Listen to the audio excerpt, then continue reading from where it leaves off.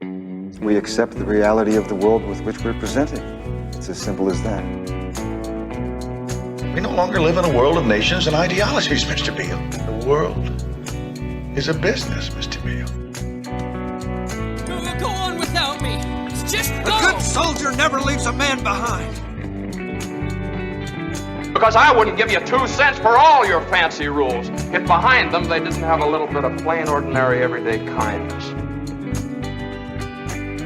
Life, finds a way. Welcome to Silver Screen Biases. Each week we pick a movie off of IMDb's Top 250 and dig into it. We're examining truth claims in critically acclaimed movies while also examining our own biases. I'm Nelson. This is Jeff. Isn't this the part where you say, in this week we're... With Connor. Welcome back. Hat trick. That's a Welcome hockey back, term. Connor. This week the movie is... No Country for Old Men. This episode is brought to you by our community on Patreon. They make this show happen and you can help. Links to our Patreon and merchandise are in the show notes. Now back to the show. Welcome back, Connor. Welcome back, Connor. 3P. Yeah. How you been, man? I'm good. Thanks for having me again. Good. Absolutely. We're just desperate, honestly, at this point. That makes The only me person that answers our emails anymore. makes me feel real good. Thanks, guys. No, you have been a lovely guest previously. We're glad to have you back. So before we're gonna re-ask you our interview questions, just in case listeners haven't listened to the previous episodes, but just in general, what you've been up to since the last time we've talked, which is some shoot some bull. What's been going on with you, Connor? Well, the last time I was here, I had just moved to Colorado for the Army. Still there. Mm-hmm. Currently... Colorado's still there? Colorado is still there. As far as I know, I haven't been there in a week. Yeah. So... That's fair. But from what I understand, it's still a state for now. But other than that, just kind of... do something about that. I wouldn't be opposed. But yeah, I'm just kind of working and doing my Army thing. And what's your role in the military? What's your title? So I'm a sergeant in the Army, and I am a combat medic. Combat medic. Oh. Awesome. So again, this is specifically for the listeners who have not listened to the previous episodes with you on. We're going to ask you a couple questions just to get to know you, and these answers may help us be more familiar with you as we get into some of the topics from this movie, which is No Country for Old Men. So first off, Connor, how would you describe yourself politically? Do you have any biases when it comes to politics? I hate all of them. Is my main bias. Like I said before, still pretty libertarian. Again, not as much as this anarcho-capitalist over here. But just to clarify, it's Nelson, not Jeff. You're talking about Nelson. Correct. Not okay. Just Viva la libertad, carajo. Yeah. At some point, our listeners may get confused and think I'm a libertarian. No, my main opinion is that the government just needs to leave people alone. That there is a purpose for government, but they're very much overstepping their bounds at the moment. All right, moving on. Again, hold on real quick, because we did touch on my politics there. Jeff, for the audience at home, what are your politics? How have we described it in the best? I'm very not neutral, but just kind of. I like to stand right outside the door of politics. I'm interested about what's going on because I know in some ways, directly and indirectly, it affects me. Yeah. But in the same time, I have a hard time putting full trust and confidence in the people in Washington.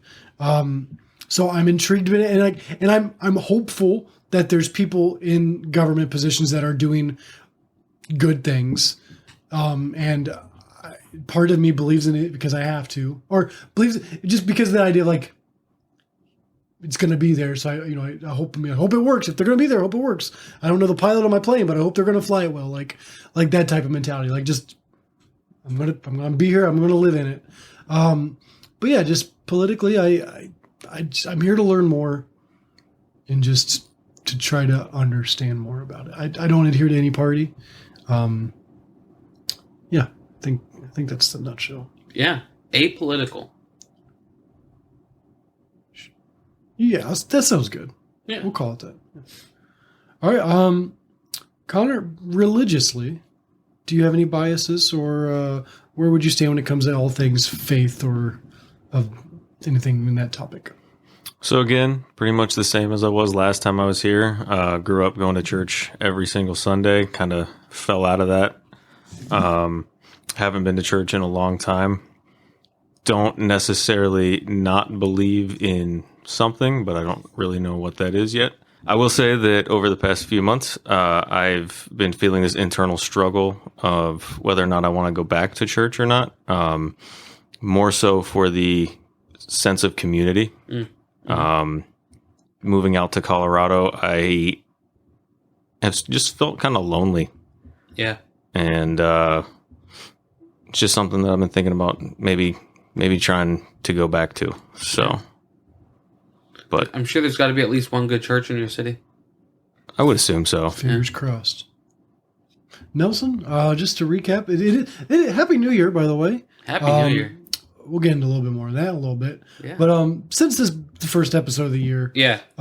we are kind of intentionally recapping your and I's biases as well. Yeah. So, Nelson, where do you stand when it comes to faith, religious, cults, conspiracies, mind warping and stuff? Sure. I would say that I'm a Christian, a Protestant Christian, more in the Reformed tradition, but not like everything out of the Reformed tradition. I'm Calvin-ish. And more than anything, what's most important to me when like evaluating my faith is making sure that I'm not fitting my priors into what I read into Scripture, but trying to reform my the way I look at the world based on what I see that Scripture teaching us is the proper way to look at the world. And of course, that's going to come two people are going to read the same piece of Scripture and might come away with different conclusions about that. So that's a constant refining process that requires constant education and like thinking about what you're thinking about. But that's to put it in a word, Christian. Cool. And for me, I would, if I had to put in a word, I'd also say Christian. Born and raised Christian family, Baptist for a while. It's sort of with politics too. Like I don't like adhering to a denomination. Okay. They all have, to my knowledge, they all have some inconsistencies or just things that I don't necessarily jive with. I don't think we need denominations. No. But obviously, but we can't change that. So I just, when it comes to the Calvinist Arminianist debate, like honestly, I'm not real well versed in either of them. I'm familiar enough to like. I went to Christian college. I know what they are, but like in general, like I don't think either one is 100% foolproof, and like I don't think either one's going to be the right answer 100%. Like they're both going to have some inerrancies, being that they're both of those are structures that have been structured by human versus God. Like there's going to be some inerrancies. Like the reason that there's a debate is because there's room for debates. Like I don't want to necessarily put my faith in one side or the other. I just believe that Jesus Christ died to save our souls, and that we're designed to spread love and build His kingdom. Mm-hmm. Like for me, it's that simple. I enjoy sometimes when it gets more complex, but just simply like love people, love others, and just be a good human. Right. So, and I, in a similar way that for you, both your religious and political biases have kind of a similarity in your overall, like, I'm just really more focused at the top level stuff, and that all those gritty nuances don't interest you, right? And I'm really kind of the opposite, where it's like, I want to get into all these little nooks and crannies and nuances and see what people way smarter than me have written about them and what people said in response to that. And I like that stuff. Yeah. And I do enjoy learning about that. Just like I do enjoy learning about American history. Yeah. I enjoy diving into theology and stuff like that. But in general, like I've not had a moment in my faith where I've been at the point where I'm like, I don't know, I need to pick a side. Like for me, it's just always been like, oh, sure. Why are we arguing? We're on the same team. If we believe that Jesus wins, like, why are there rifts? Like, why do we have to pick sides? Yeah. Well, like, I get. I mean, I get in the same sense. Like, I get that there's two. Like, I get why there's two interpretations or more than two. But two major camps and several smaller camps. But just, I'd say that it's just like whether you are libertarian, socialist, communist, monarchist, whatever, it's going to largely affect the way you understand the world. Right. Once you get into some of these nooks and crannies, it's surprising how much of a small thing can have such a massive impact on your worldview. Right. And I think that's one of the things I find most interesting about it. Yeah. But yeah, that's why we are the way we are on our religious biases.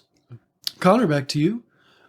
Describe yourself when it comes to movies. So, do you have a favorite film? Do you have a favorite director?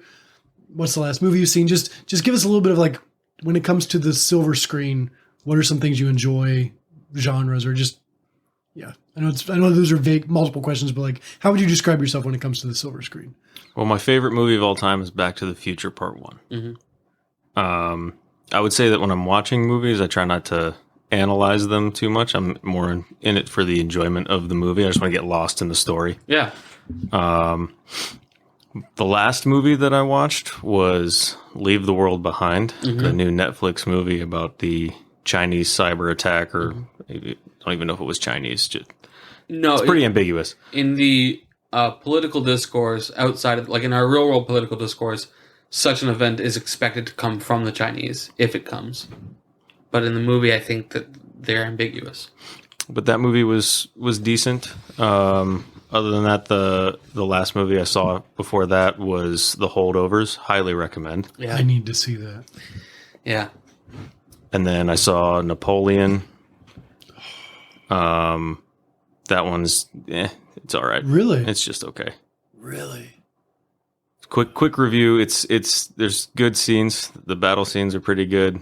The story is fairly entertaining, but there's a lot of really boring, dull parts where they just dive into Napoleon's, for lack of a better term, Napoleon complex. And it gets kind of boring. I could be down for that, to be honest. But I've also heard, and you said it earlier in a text message to me, that there's a lot of gratuitous nudity. No, not gratuitous nudity. Just a lot of sexual encounters. Okay. But not nudity necessarily. Okay. Was there less or more nudity than Oppenheimer? Less. Okay. Really? Cool. That surprises me. Nice. Less nudity than Oppenheimer, more sexual situations. Right. The nudity in Oppenheimer was not needed. But that's kind of my movie. In fact, to punctuate how unneeded it was, in China, there is no nudity in Oppenheimer, and that scene is still in the movie. Yeah, they CGI. It's the only CGI in that film. Yeah. The CGI address. Onto her for the Chinese Yeah. I did not know that. Yeah, Florence Pugh's character for the Chinese version. They protected her dignity. They CGI'd a dress. Now, do they CGI clothes on him? Because technically, we never see. He's shirtless. And in the scene where they're sitting in the chairs, he's also naked, but you don't see He's got his leg crossed. his groin. He's got so. Do they CGI shorts I on don't him think or so. okay? I think the CGI was It's just for the female. was just to protect her dignity, not his. Okay. I mean, his dignity was protected. You don't get to see his ghibli bits. Ghibli bits. But that's me in a cinematic nutshell. I try to go to the movies probably once a month. In all, Miming doesn't work really well on an audio only format. Nelson, do we need to you and I talk about our film? Yeah, tell the audience what Okay. Because it's changed over the last year. It has. I've consumed so many more movies in the last 12 months. Yeah. 15 months. Oh, it's almost a year. A little over a year. Yeah. I'm a movie liker. Yeah. I wouldn't. I don't want everyone to consider myself a movie buff, but there's definitely a lot of movies out there that are classics I still haven't seen that we'll eventually get to. Yeah. But my favorite director is Christopher Nolan. Mm-hmm. I haven't seen a movie from him that I've not just been amazed by. Right. Have you seen Tenet? Love it. I could not get into that one. So far, and I have not seen all of Nolan's films. I'm just completely transparent. There's one specifically. I don't have his list up right away, but like, I think there's one on the list I haven't seen. I can't think of it off the top of my head, but Prestige so far is the one that I can think of as probably my least favorite. Did he do Memento? He did do Memento, and Memento's awesome. Un Momento. I think there is one on his list I haven't seen. But if you'd like to hear more about Jeff's thoughts on the Prestige, previous episode with Doc Dixon, Brother Clones. Yes. I like to watch a lot of different films. With this podcast, I've never watched anime outside of Pokemon before this podcast. I believe it's pronounced Pokemans. Pokemans, Pocket Monsters. But no, we've watched 2 Ghibli films, and I've enjoyed those. So yeah, I'm interested in all film. I have a couple that I enjoy more. Yeah. But in general, like I'm open to watching anything if it's entertaining. Yeah. I'm not a tough critic. It takes a lot for there to be a movie that just irritates me. I can dislike a movie, but still say it's a good movie. It takes a lot for me to go, that's a horrible movie. Yeah. and we've had that conversation in previous episodes. Like I'll rank it high as far as like film critique goes, but I still didn't enjoy it. Right. But I still see value in it. Have you seen Rubber?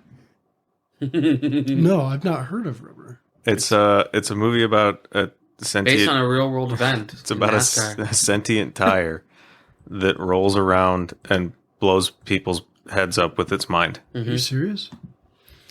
And while you look up Rubber on your computer, because I know you can't not after such a brilliant synopsis, I too am a chucklehead movie liker.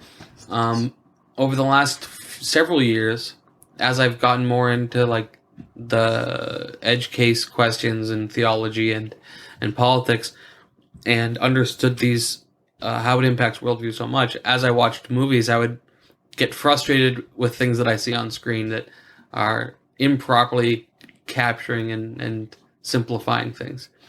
And that's kind of part of where the idea for this show came from, is because all of that bias, all of our political and worldview biases bleed into cinema.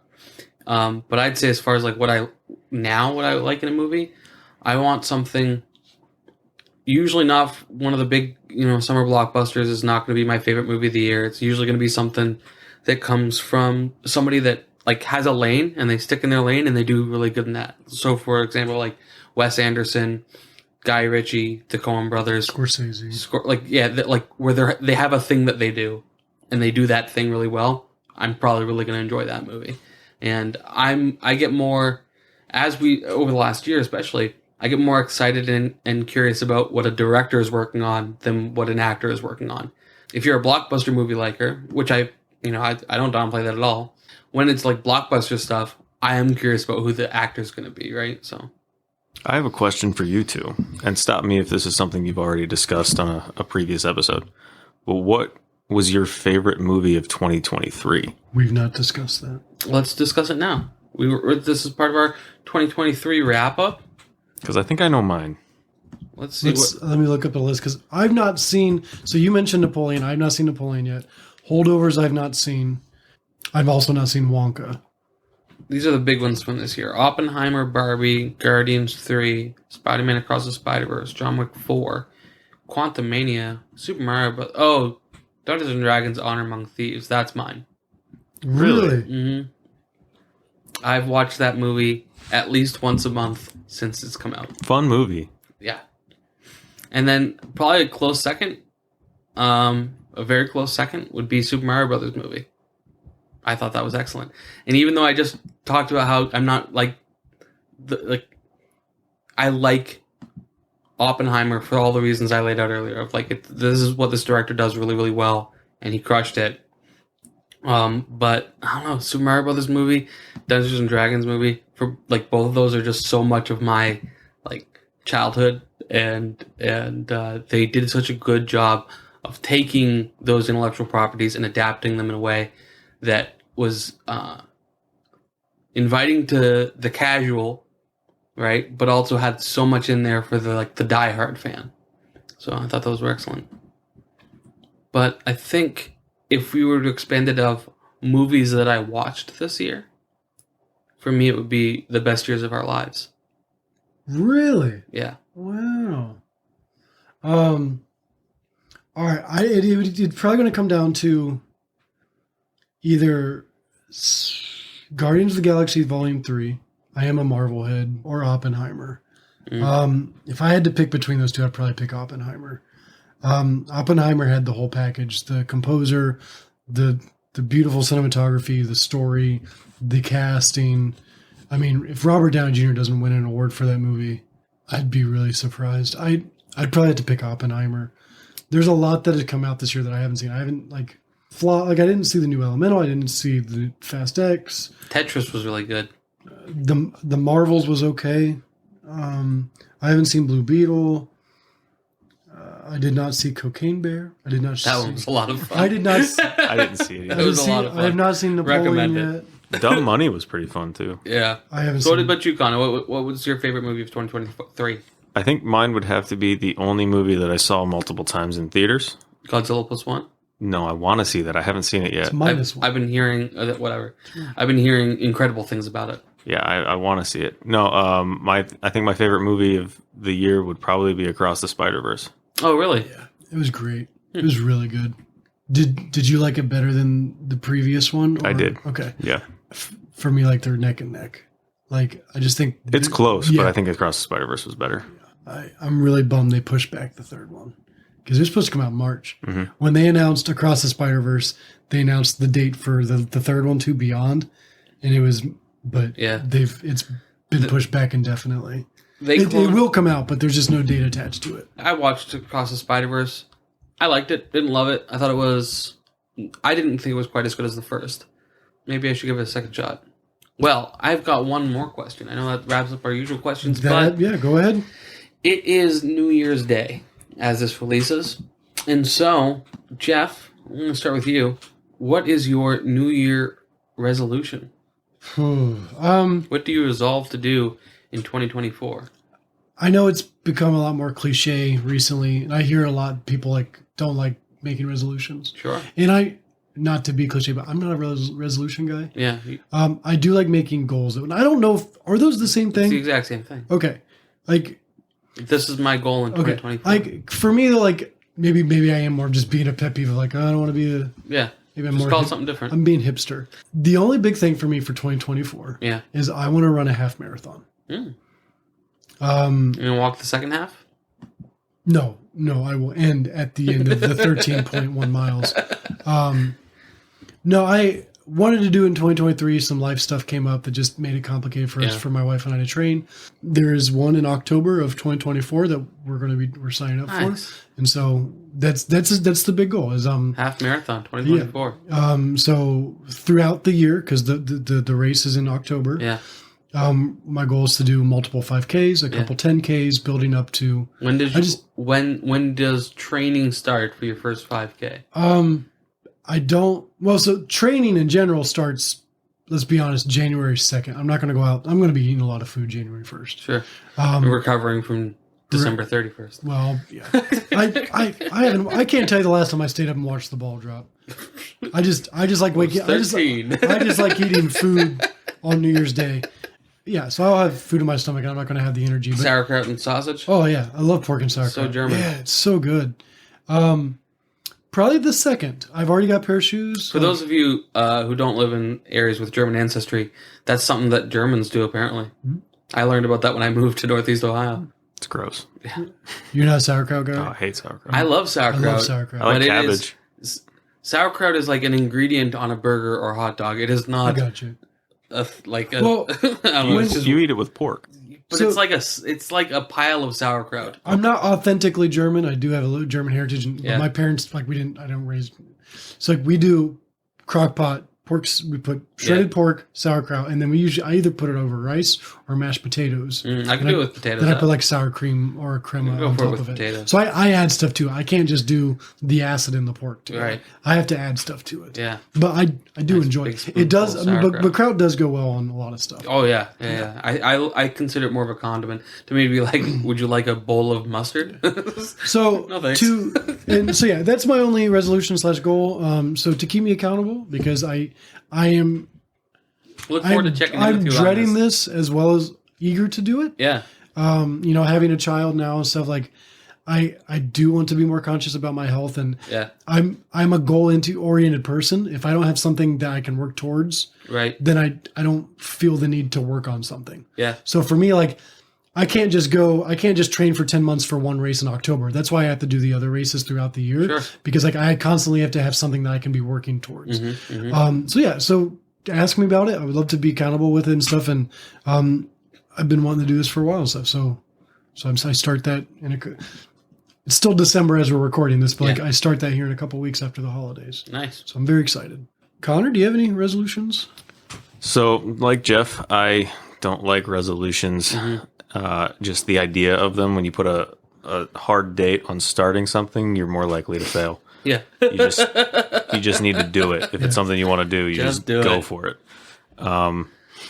But that being said, this is going to sound kind of sad.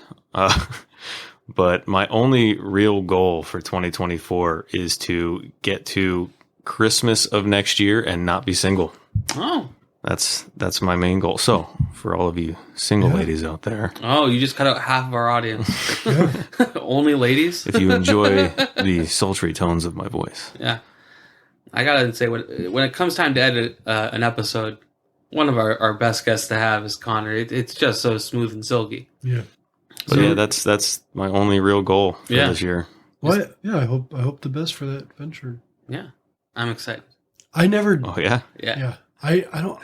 I always get uncomfortable when dating comes up because like I never dated in high school. Like I've never dated. Yeah. Lindsay was my You first. hit her over the head with a And like, sledgehammer. yeah, just and- clubbed her. And like, it's like just like, Drag like her back I don't to know how your to cave. encourage someone because like I'm all for Yeah. couples thriving and finding someone that you can spend life. I'm all for it, but just like I hated like that when I was a youth leader. I hated talking about because like I don't have advice. I just feel like it luckily happened Yeah. because like so like but I hope the best for you, man. That'd be well, That'd be great. I've been in the Army for 5 years, and I've been on multiple dates with different women over those 5 years. from military. Some, yeah, Okay, in and out. Okay, some no, and none of it has worked out. So Yeah. maybe But you're it's me. still sticking with women, though. Yeah, that's kind of a non-starter. It has to be. What about women in quotation marks? I prefer the biological kind. that's fair. All right. I get that. Nose. Yeah. So when I had first asked you guys to be prepared for this, it's because I had a joke answer, but your guys' answers were so authentic. I feel like I owe you. You can give us both, I'll give you both. and we'll guess which one's the joke one. So on careful reflection, I've decided that over the next year, I will be even more radical. I've thought carefully about it, and I'm just going to double down. Okay, what's the joke one? It's just too easy of a goal for me, though. Are you saying radical like anarcho-capitalist In all radical? walks Because of in my life. head, I'm picturing you in your Big Lebowski cardigan, hanging 10 on a longboard Radical! Yeah. out in the Pacific. Maybe somewhere. that should be my goal, is to be more like an 80s sense of radical. As far as like an actual legitimate Totally, goal, dude. I need to be making healthier choices when it comes to what I consume diet wise. I've kind of let myself go in some regards there, so so I don't have hard and fast deadlines and goals for that, but that is something that I need to make a priority for myself in 2024. I can get behind that. Yeah, You look great though. No, I I love looking at you. look like I know what I look like. Well, I wish you the best of luck in your quest to become more radicalized. Thank you. I've got a long list of books to be read this year that are going to be challenging and insightful. Nelson, put down the cupcake. Let's just get back to it. You're right. I don't need that. Put it down. No, but don't. Nelson, stop. All right. Well, hey. Welcome. That's it for the show today. I say that ASMR joke every episode. No Country for Old Men. Yeah. Let's get into some facts about this movie here. Okay. 2007. This movie's about 2 hours and 2 minutes, depending on if you cut it off before the credits. This is for the podcast our second Coen Brothers film. Yeah, The Ethan and Joel Coen. that's right. I've got their list up. One of my favorite directorial duos. So we recently, not too long ago, did Fargo. That's right. A movie you loved. That's one of the ones where I'm like, I didn't enjoy it, but I can understand why. Right. Like Why other people do. why other people do it. It just didn't check out with me. Like it's just Yeah. But spoiler alert, I loved this film. Yeah. So I'm not anti Coen Brothers. I Right. found that out Yeah. tonight. And of the three movies of theirs you've seen, they're all remarkably different. They're aren't they? drastically different. Yeah. So There is a through thread. the right? other one I've seen is Oh Brother Where Art Thou. Right. There's a through thread of like ambition and and greed and stuff. And but- I like some of the darkness, like, and I couldn't tell you if you go back to the Fargo episode, there were some things where like I had a hard time communicating because like I don't know what it was I didn't like. Okay. I liked the casting. Yeah. I thought they were dry as characters, but like it wasn't because they were bad actors. No. In fact, they were acting very well in Right. their dryness. Like And yeah. I liked the setting, but again, that was also still very white and plain in one. Like it's like, but I couldn't pin the nose on exactly why I didn't like the film, and I didn't even know if maybe it was the darkness of it. Right. But the darkness of this film, like just the kind of almost noir type. This wasn't so much a monologue-y, but like it had some of that like just This had noir elements for sure. yeah. And I enjoyed it. Yeah. Like so They do great crime movies. yeah. But So no two of their movies are stylistically like there's similarities, but I Yeah. mean like there's not a whole lot of overlap Does with Fargo. every Nope. single one of their movies have a case of money, a briefcase of money. I don't know if every single one of them, but a lot of them do. I have a fun fact about that actually. Let me have The it. briefcase of money in No Country for Old Men, the exact same case they used for Fargo. Is it? It is. I love that. And not just like the same make and model. It's the same case. That makes me so happy. The skeptic in me would go, well, they probably had a couple on set. Oh, I'm sure they had multiple. But in general, I love the fact know. that is because like this The question you've asked. the movie opens I'm up. trying to think, and I think almost every single one of them has a case of money in it. And the ones that I'm not sure about, You haven't. I would like flip a coin on whether or not there's a case of Good money. I reference don't there. know if The Big Lebowski has a case of money. I've never made it all the way through.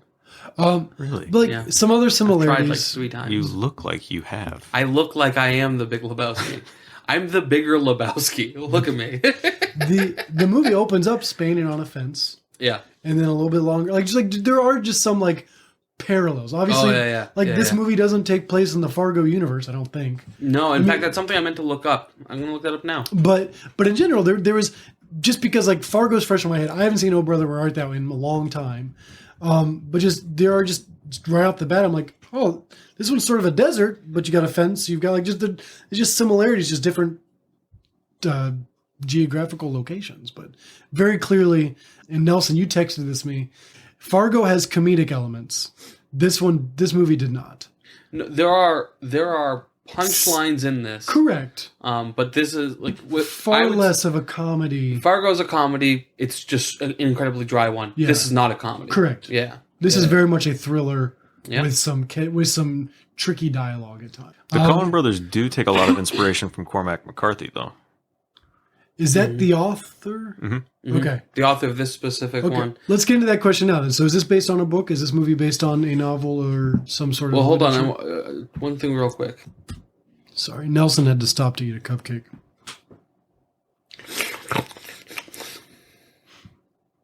Okay, well, actually, Stephen Root is in both. The actor? The actor Stephen Root. So he was, and almost everybody else in this arc that is shared is not on screen. So he's the only one that was an actor in both. He was the businessman or the That's right. high up in the. That's right. Stephen Root is he kills me, man. So let's see what did they do in Fargo, and is it possible it's the same character? Actually, no, he's dead, and it's earlier, and it couldn't be the same guy because he died. His twin brother. Plot hole solved. Yeah. Nailed it. That's what we should have done. Starting this podcast, we should have. You know how like there's the Pixar verse, where like the theory that all Pixar movies take place in the same world or universe. We should have started this podcast with going every movie we watch, we have to somehow make it connect into the same world. Well, almost all of these, many of the movies have fit into the Tommy Westphall universe. Right, and you've mentioned that a couple times. Yeah. Let's talk about. So this movie's based on a book. Who is the author of this book, and do you guys have any facts about that, or? Because I don't. I wasn't. Yeah, so it's Cormac McCarthy. He has a 2005 That's novel not by the his same name. Cormac McCarthy. There you go. Comic McCarthy. 2005 novel by the same name. The only of his books that have been adapted to movies that I recognized, apart from this one, was The Road. I don't know if you remember that one. It was I've been on a couple. the guy. Viggo Mortensen, Thank you. Except in this one, he doesn't kick a helmet and break his toe. Lord of the Rings reference. I got it. Yeah. I I understood. got you. I'm sure like two of our listeners laughed at that. Looking at you, Sheldon. So yeah, that was Cormac McCarthy, 2005 novel, also the same name, and it's linked below. And then there are some differences between the book and the movie. One key difference is that of focus. The novel belongs to Sheriff Bell. Each chapter begins with Bell's narration, which dovetails and counterpoints the action of the main story. Though the film opens with Bell speaking, much of what he says in the book is condensed and it turns up in other forms. Also, Bell has an entire backstory in the book that doesn't make it into the film. The result is a movie that is more simplified thematically, but one that gives more of the characters an opportunity to shine. Jay Ellis elaborates on Sugar's encounter with the man behind the counter at the gas station, where McCarthy gives us Sugar's question of, what's the most you ever saw lost on a coin toss? He says the film elides the more saw, but the Coens, of course, tend to the visual. What? Those are words I don't understand. In the book, he says, what's the most you've ever seen lost in a coin flip? Oh, okay. Or a coin toss. Right. And they took out the word seen or saw or whatever it was, so that it was what's the most you've ever lost in a coin toss. Okay. And then the name of the book and movie come from a William Butler Yeats poem. Sailing to Byzantium.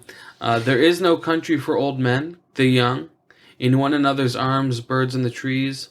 Those dying generations at their song. The salmon falls, the mackerel crowded seas. Fish, flesh, or fowl commend all summer long. Whatever is begotten, born, and dies. Caught in that sensual music all neglect. Monuments of unaging intellect. I don't know if that's really thought-provoking or if I'm stupid, but like that just feels like a word salad to me. Yeah, I'll get it. Yeah, do better, William Butler Yeats. I have a book fact, if you'd Lay it like, on us. that Yeah, I yes. learned when I was doing a little bit of research here. So in the book, Sheriff Bell has a line when he's looking at all the dead cartel members right at the beginning of the movie. Mm-hmm. In the book, he says, here a while back in San Antonio, they shot and killed a federal judge. Yeah. That line is not in the movie, but the weird, crazy coincidence is that since the movie takes place in 1980, in the real world in 1979, there was a judge in San Antonio that was assassinated, Judge John Howland Wood. Mm. And he was assassinated by Charles Harrelson, who is Woody Harrelson's real-life father. Really? Would that be Matthew McConaughey's father as well? If you believe the conspiracy theory that they're brothers. Which they seem to. But yeah, he's in the movie. Yep. And there's a line from the book that links his father's So weird. crime. So That's wild. I love that. I thought it was phenomenal how his death was so... Well, we'll get to that. Yeah. Real quick, though. Keep doing facts. Well, I just want to say something about Fargo. What's his name? Stephen Root's connection. So he played a character in the first season of Fargo, the TV show, not the movie. Oh. He played a character named Bert Canton. He was in 2 episodes of the first season, and the first season takes place, I believe, a generation before the movie. Let me see if I can get the year.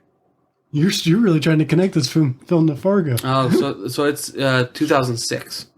It takes place later, I suppose. It takes place in 2006. So It can't be. yeah, Unless it's his it brother. can't be. Yeah. It can't be. If unless it's his brother, This movie came out in 2007. or it had to be his son because of age differences. Right, that's right. Yeah. Nelson, did you know this movie came out with one of your other favorite movies the same year? Which one's that? Into the Wild. What one's that about? I don't know. I've heard of it. Oh yeah. So this movie came out the same year as Into the Wild. John Kerouac. it also came out the same year as There Will Be Blood, which I know you haven't done Right. yet. You're right. Yeah. But that movie was filmed in the exact same location as No Country for Old Men at the same time that they were filming this No movie. way. Yes. Apparently Who there directed was... that? I don't know. I'm on anybody it. knows. I'm But on it. apparently there was a scene that the Coen Brothers were trying to shoot, and all of a sudden this big cloud of black smoke came across the road, and they had to stop shooting, and they went over the hill to see what was going on, and they were testing a bunch of pyrotechnic stuff for There Will Be Blood over the hill. That's insane. And it completely ruined their shot, and they had to shoot the next day. Paul Thomas Anderson. I've never heard that name before. What's he done?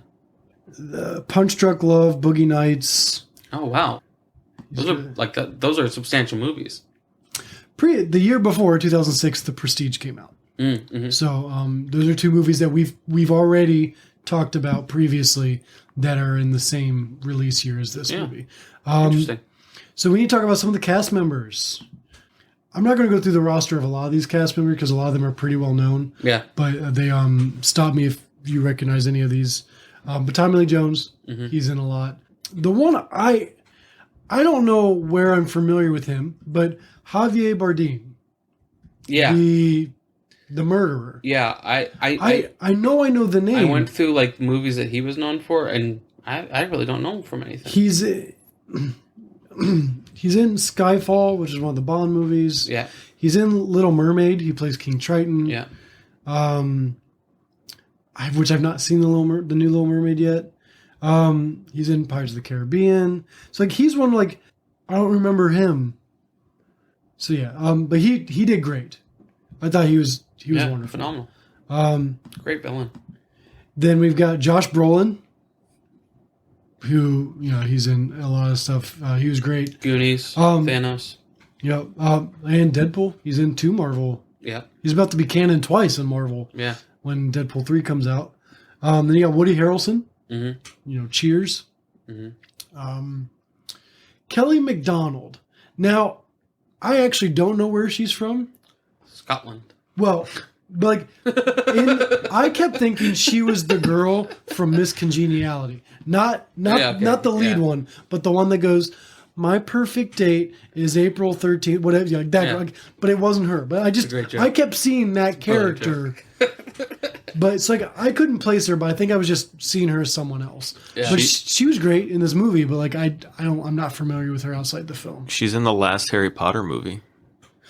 I did see that after watching the film. I did see, but like, again, I would not have known her from that. And she also plays Nucky Thompson's wife in Boardwalk Empire on HBO. I've not seen with Steve Buscemi. I've not seen. I think she's Irish in that. I wish I had more to talk about with her, but okay. Did you guys have any other notable cast members? I have one more that I got excited about when I didn't know he was in it until after the movie started playing. Sure. Garrett Dillahunt. He wasn't in it much. Yeah. I'm a Walking Dead fan. I've watched most of the episodes. They started releasing a lot in the past, and I haven't been able to catch up. But Garrett Dillahunt plays one of the characters in Fear the Walking Dead, and I really liked his character in that. That was my first introduction to him. I kept thinking he was the guy from The Boys. And then he's down this. Is this the deputy? Mm-hmm. Okay. Wait, yeah. The one that doesn't get the assistant to Tommy Lee Jones. Yeah. So I enjoy him as an actor and stuff, and it was fun seeing. He was a fun surprise. That's all the cast that I recognize that's notable in this. One other thing that there's really no point in the movie that we would discuss this otherwise, but I think it's fun for the. There's a super high death count in this movie. And according to List of Deaths fandom, this movie has 38 total deaths, 35 humans and 3 animals. Some of these are killed off screen or like before the movie starts and they're talked about, and so it gets a little bit more complicated than that. But Anton Chigurh kills 14 people in this movie. We see him kill 14 people. Who knows the backlog of that his character has. But. And then the shoot off screen, but like the drug deal gone bad that we opened up the movie with, there's 11 unnamed Mexican gang members that are dead there. That's what it says here listed. 11 unnamed Mexican gang members. Yeah, that's very. I was curious about his kill count. I did not look that up. But before I get into the ratings, was it first viewing for either of you guys? It was my first viewing of this movie. It was not my first viewing. You'd seen it before? I've seen this movie multiple times. Okay. I saw it in 2007, 2008 when it had come out. Okay. I haven't seen it since. Okay, gotcha. Did you remember a lot from your... I remembered specific moments. I was like that had really stuck out to me. Okay. For whatever reason, crossing the Rio Grande at night, like that scene was like burned into my memory. Mm-hmm. And do you remember the first time you watched this movie, Connor? Like, It was years ago. It was probably close to when it first came out. And then I just rewatched it about 6 months ago before I watched it last night for this. So my first time was this morning. I watched it at 5 a.m. this morning. Thank you, snow delay, or snow 2-hour delay for the snowy weather we had. So you and Connor, you enjoyed it. Nelson, did you like? Do you like it after the second viewing? Did you like it after the first viewing? Like, what's your general opinion about the film? Just first glance, like, is this one that you think optimistically about, or like, what was your viewing experience? I really liked it. I was looking forward to coming back to it. I generally like Coen Brothers movies quite a lot. This one is more similar in style to like Blood Simple. Some of them are more just like hard boiled. This is a crime movie. Mm-hmm. But I really enjoyed this one. I like that the three main characters are all super competent. Yeah, like that's just an interesting way to approach a crime movie. I really enjoyed this movie. I struggled with the ending. We'll get into some spoilers here real quick, but like, okay, and this is just me being probably ignorant and being 5 a.m. and I hadn't had my coffee yet. Moss, when they show Moss's character in the hotel, dead, I didn't think it was him at first. Like they're just sort of like, oh, they killed him off screen, right? Like there's Mexicans dead again. Like, oh, that's a bummer. Mm-hmm. And then I realized, wait, was that? Him. I didn't rewind and watch. I assumed that through the dialogue they would. It just kind of moved quickly past it and then just continued with Tommy Lee Jones's character, and then obviously Anton going to go see the wife. Like I just like that felt abrupt. Right. So like if I had like. And you were also expecting it to be a head fake of like, oh, actually, this was a setup, and right, and maybe the sheriff's even in on it and all that stuff. But no, he's dead. That's I wasn't necessarily mad at the fact that they killed him off. It was just the fact that I was like, wait, what? Like, was I the angle was like I couldn't tell. Like I didn't notice it was him right away, and it wasn't until she got out of the car and was crying. I'm like, oh, do they think he's dead? And I'm like, oh, do I think he's dead? Like, oh, he is dead. Like I had to come to the realization later. I think. Like, maybe this should be held for a little bit later, but I think that ties into like one of the major themes of the movie is just like making death so insignificant, right? Because you start off the movie with 11 dead guys. And I disagree. Okay, I think death is extremely significant in this movie. But going back to what you said, Jeff, I think the reason why he died off screen so unceremoniously is because he's not the main character of this movie. No. Tommy Lee Jones is the main character of this movie. Yeah, right. I agree with that. Yeah. And we'll dive into that a little deeper, but does he kill the wife? We don't know. We don't know. I think context clues, yes. So if you watch for like the whole movie, every time he kills somebody, he does not want to get blood on himself, right? He kills the one guy in the shower. He closes the shower curtain so that the blood doesn't get on him. When he kills on the bed. The one guy, the blood's coming. He puts his feet up on the bed. It's Woody Harrelson's character. After he leaves the house, and she refuses to call the coin or whatever, he leaves the house. There's that wide shot where he's on the front porch, and he stops and he looks at the bottom of both of his boots to make sure there's no blood. Mm-hmm. I didn't pick up on that. Yeah.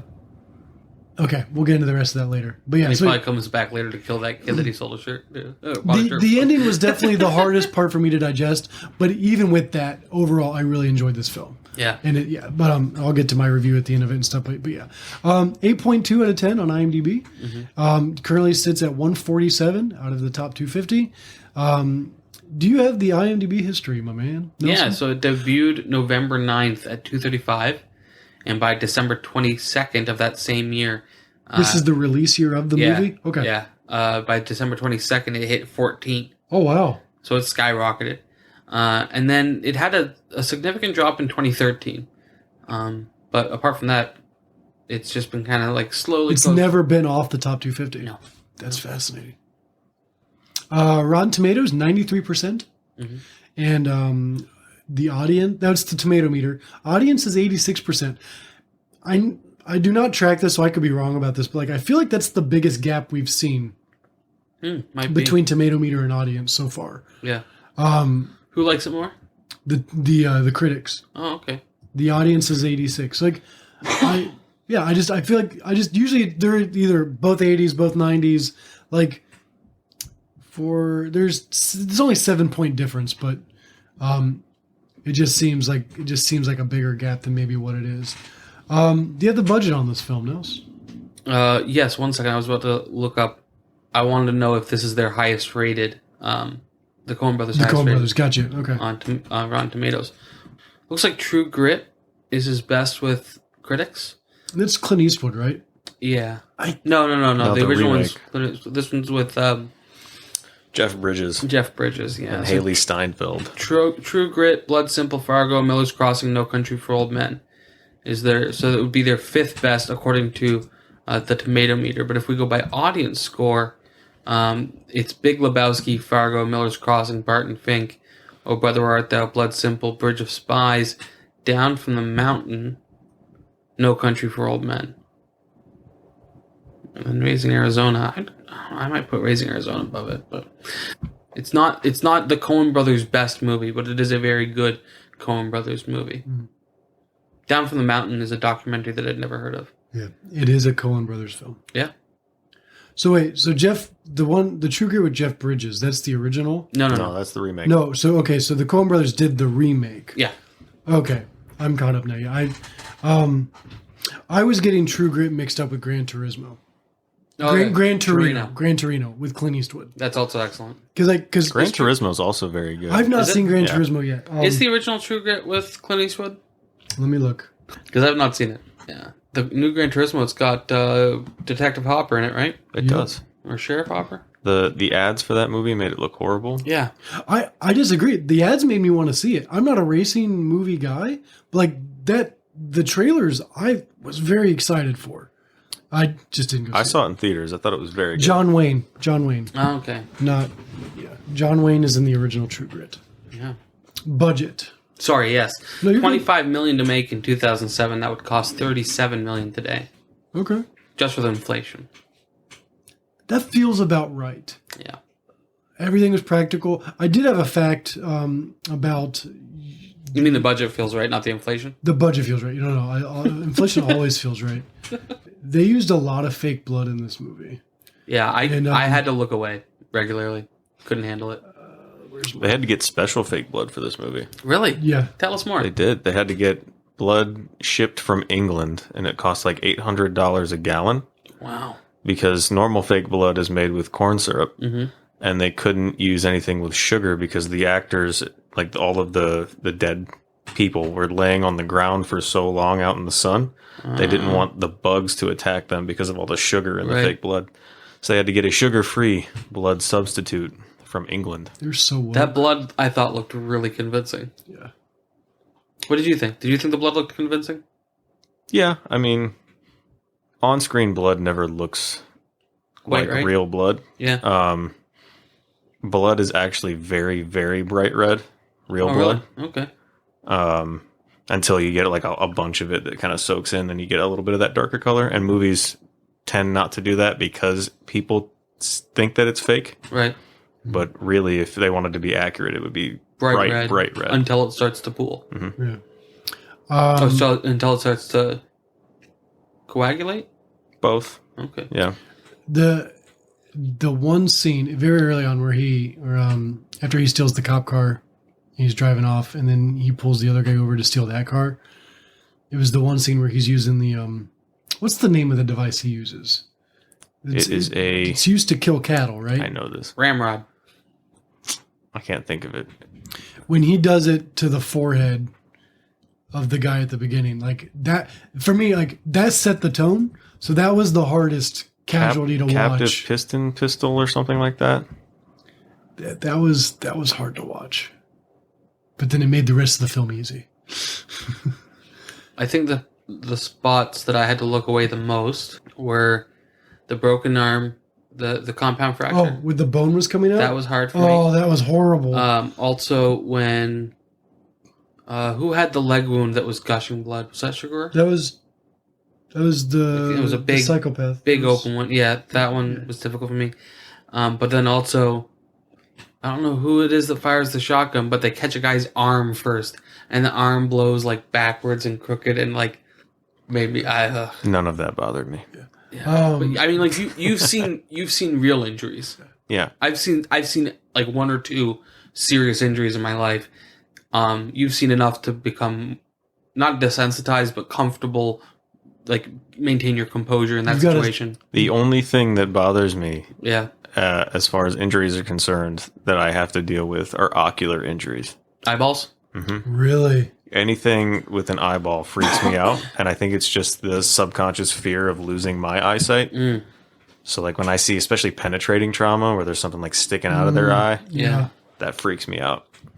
The most suspenseful scene in this movie was when he's in the hotel room. He's sitting at the end of the bed because he realized that he's in the bad guy's in the hotel, and so he calls the phone down. Sorry. And the guy doesn't pick up. So he realized, so he's sitting at the end of the bed, and then the hall light turned off. That scene freaked me out. Like that was probably the most, like, I was edge of my seat. So that was enjoyable as far as entertainment goes. By the way, it's called a captive bolt gun Captive bolt gun, or bolt pistol. and it's designed for humanely killing like cattle, right?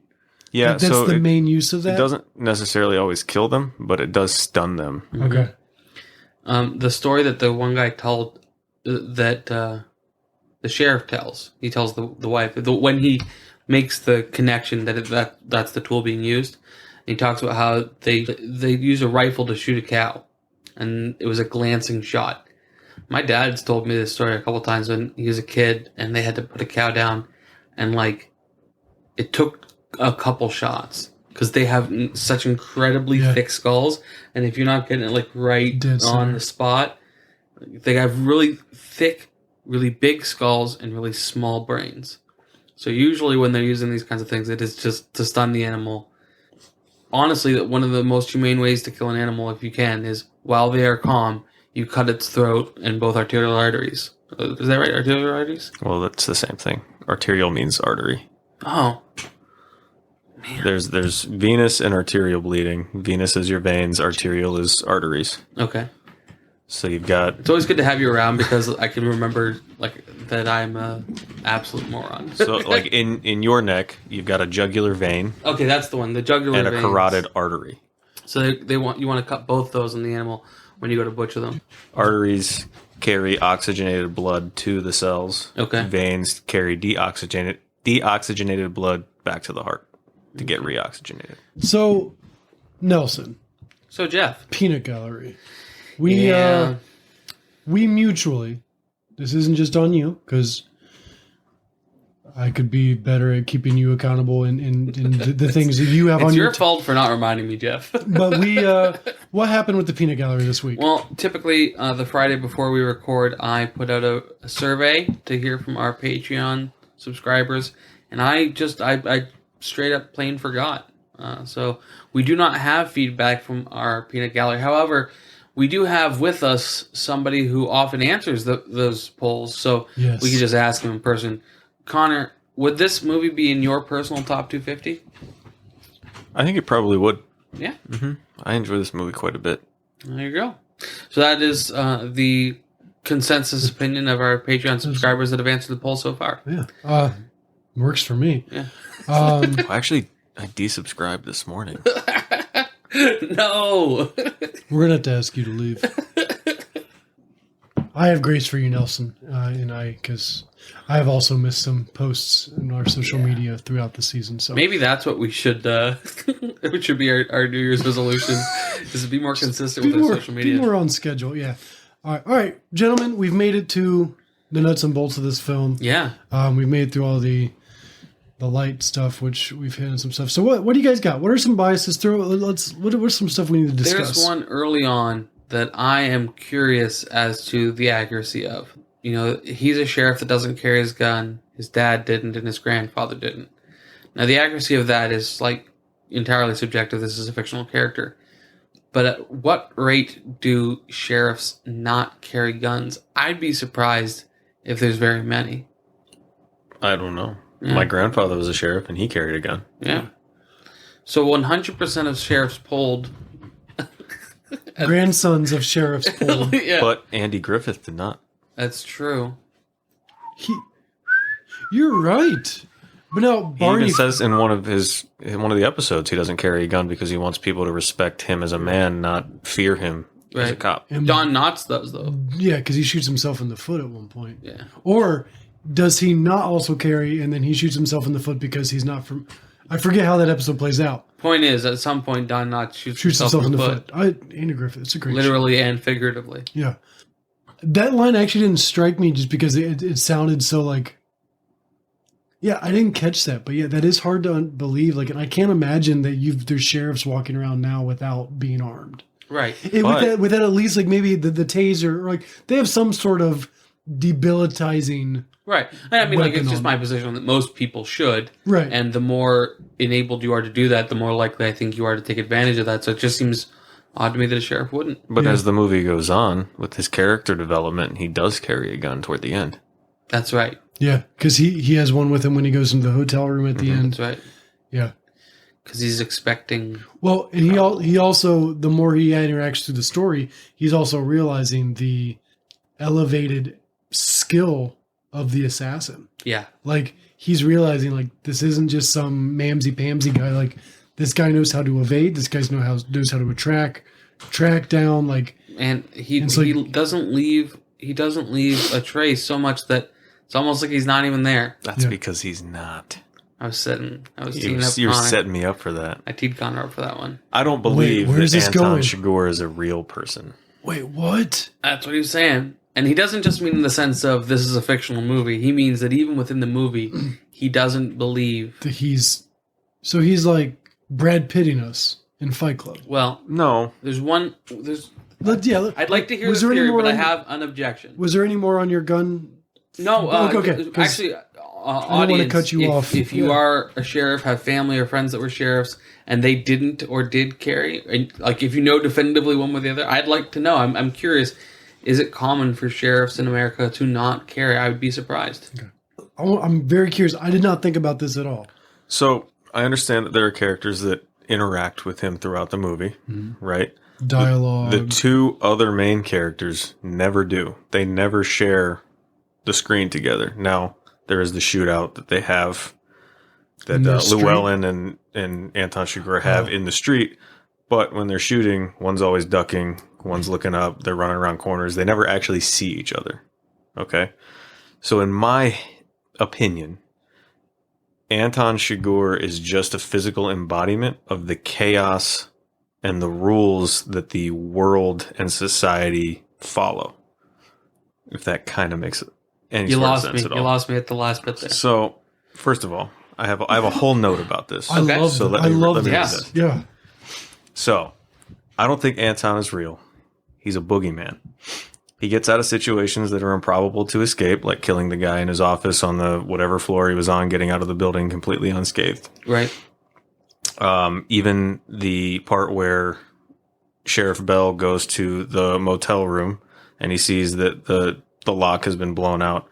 When he pulls out his gun, it kind of zooms in on that lock and you see the reflection of his head, right? Mm-hmm. Wait, I didn't catch that. Yeah, that's the when he goes to the crime scene of Llewellyn. Yeah. He's looking through the blown out lock, and the reflection you see Anton Chigurh, and then they actually cut to the room, and it's Anton Chigurh also looking at that at him. Okay. And then he pushes the door open holding the gun, and Anton Chigurh is not in there. I read that scene as this is what Tommy Lee Jones is internally thinking is happening, but not what's like You're seeing what Tommy Lee Jones is seeing, not necessarily what's happening. what in the he's actual- feeling, Yeah. not what he's seeing. Possibly. But here's how I saw it, okay? So he sees the reflection of his head in the lock hole, right? Mm-hmm. That, to me, represents the heads on a coin, Okay. okay? And he's essentially, it's like an allegory for a coin flip. He's looking at it and determining whether or not he's going to open the door. Right. He doesn't know if he's on the other side of that door or not. Right. So it's a coin flip if he opens the door and nobody's there, if he opens the door and he gets shot right away. So I thought that was just good visual storytelling as far as you see his head. I just think he represents the rules of chaos that the world runs on. Okay. Okay. And I think that the wife at the end, her comments kind of confirm this. When he goes to flip the coin, he says, call it.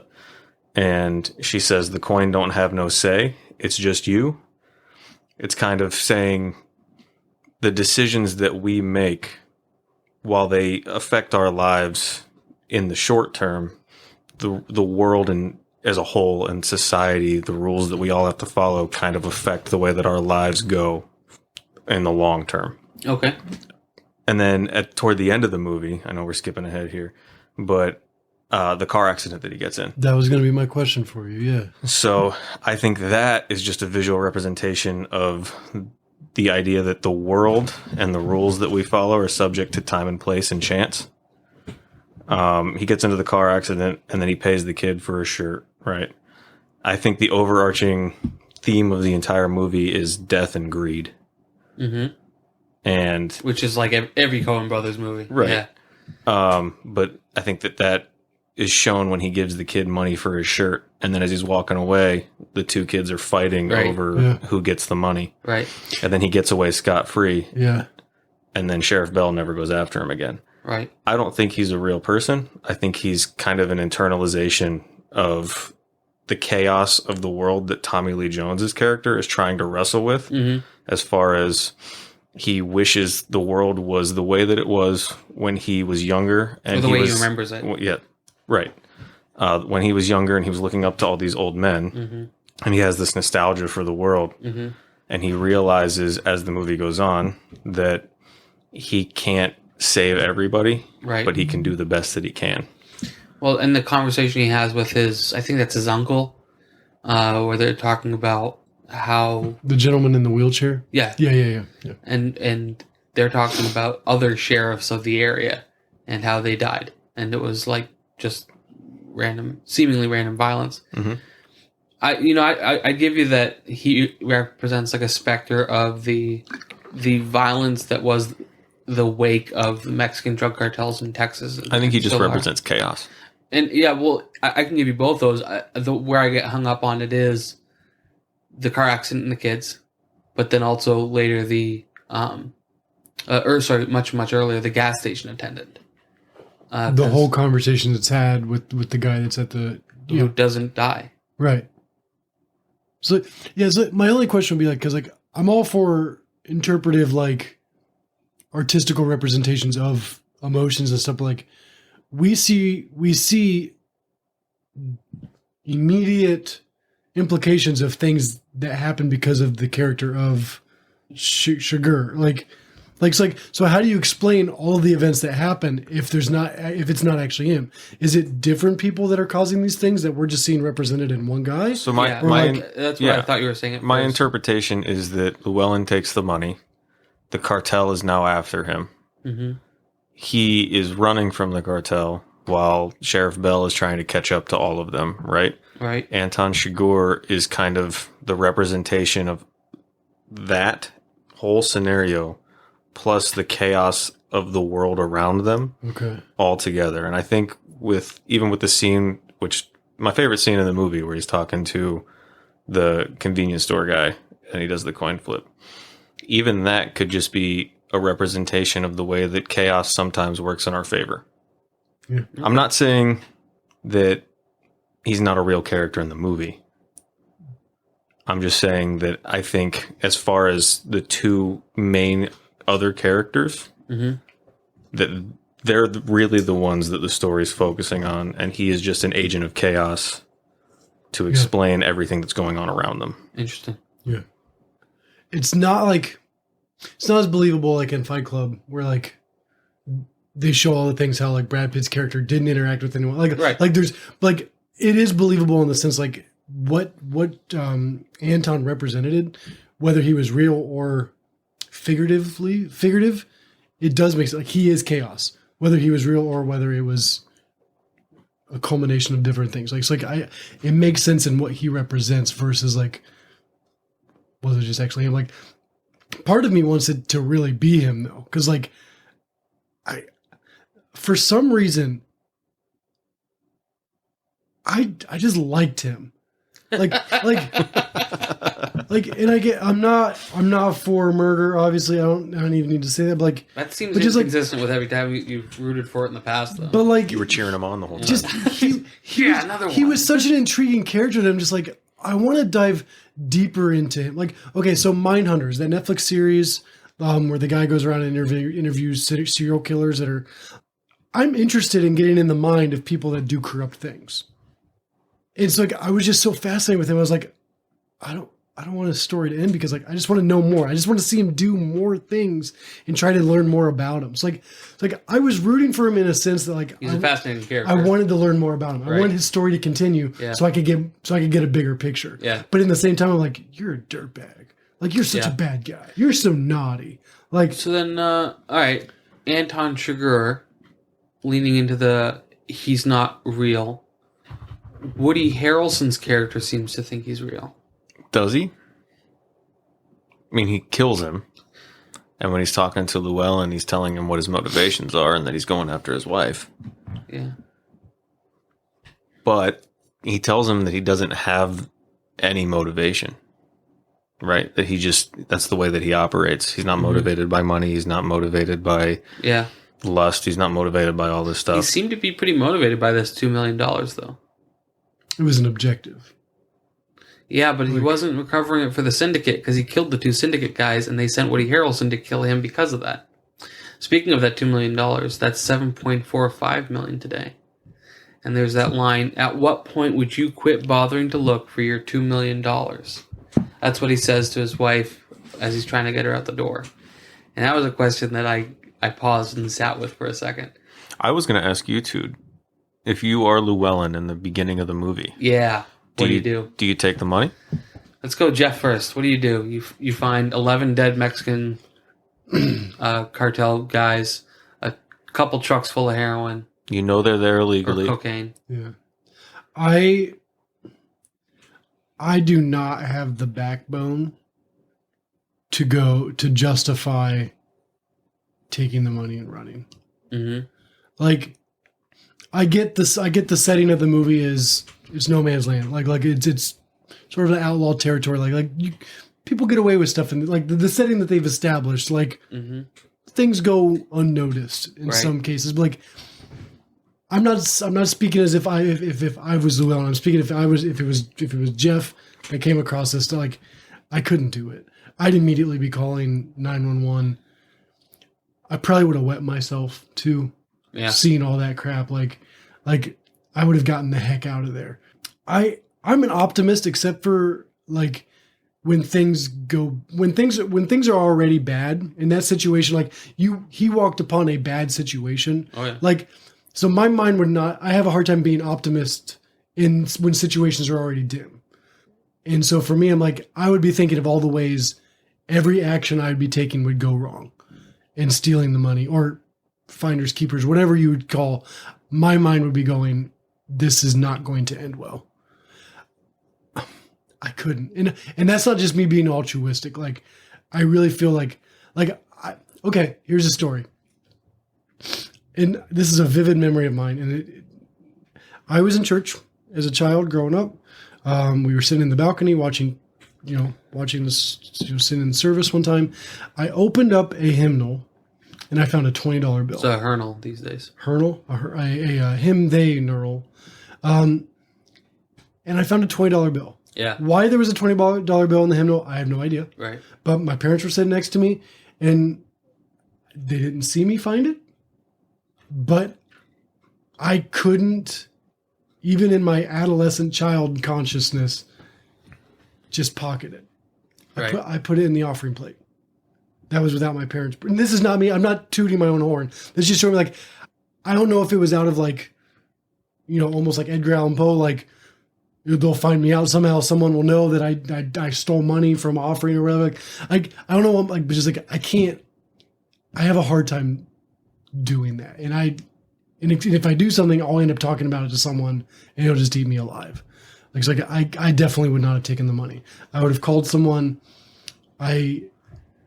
Honestly, at the first sight of blood, I probably would have ran. I wouldn't have even investigated any longer. I probably would never have even found the money.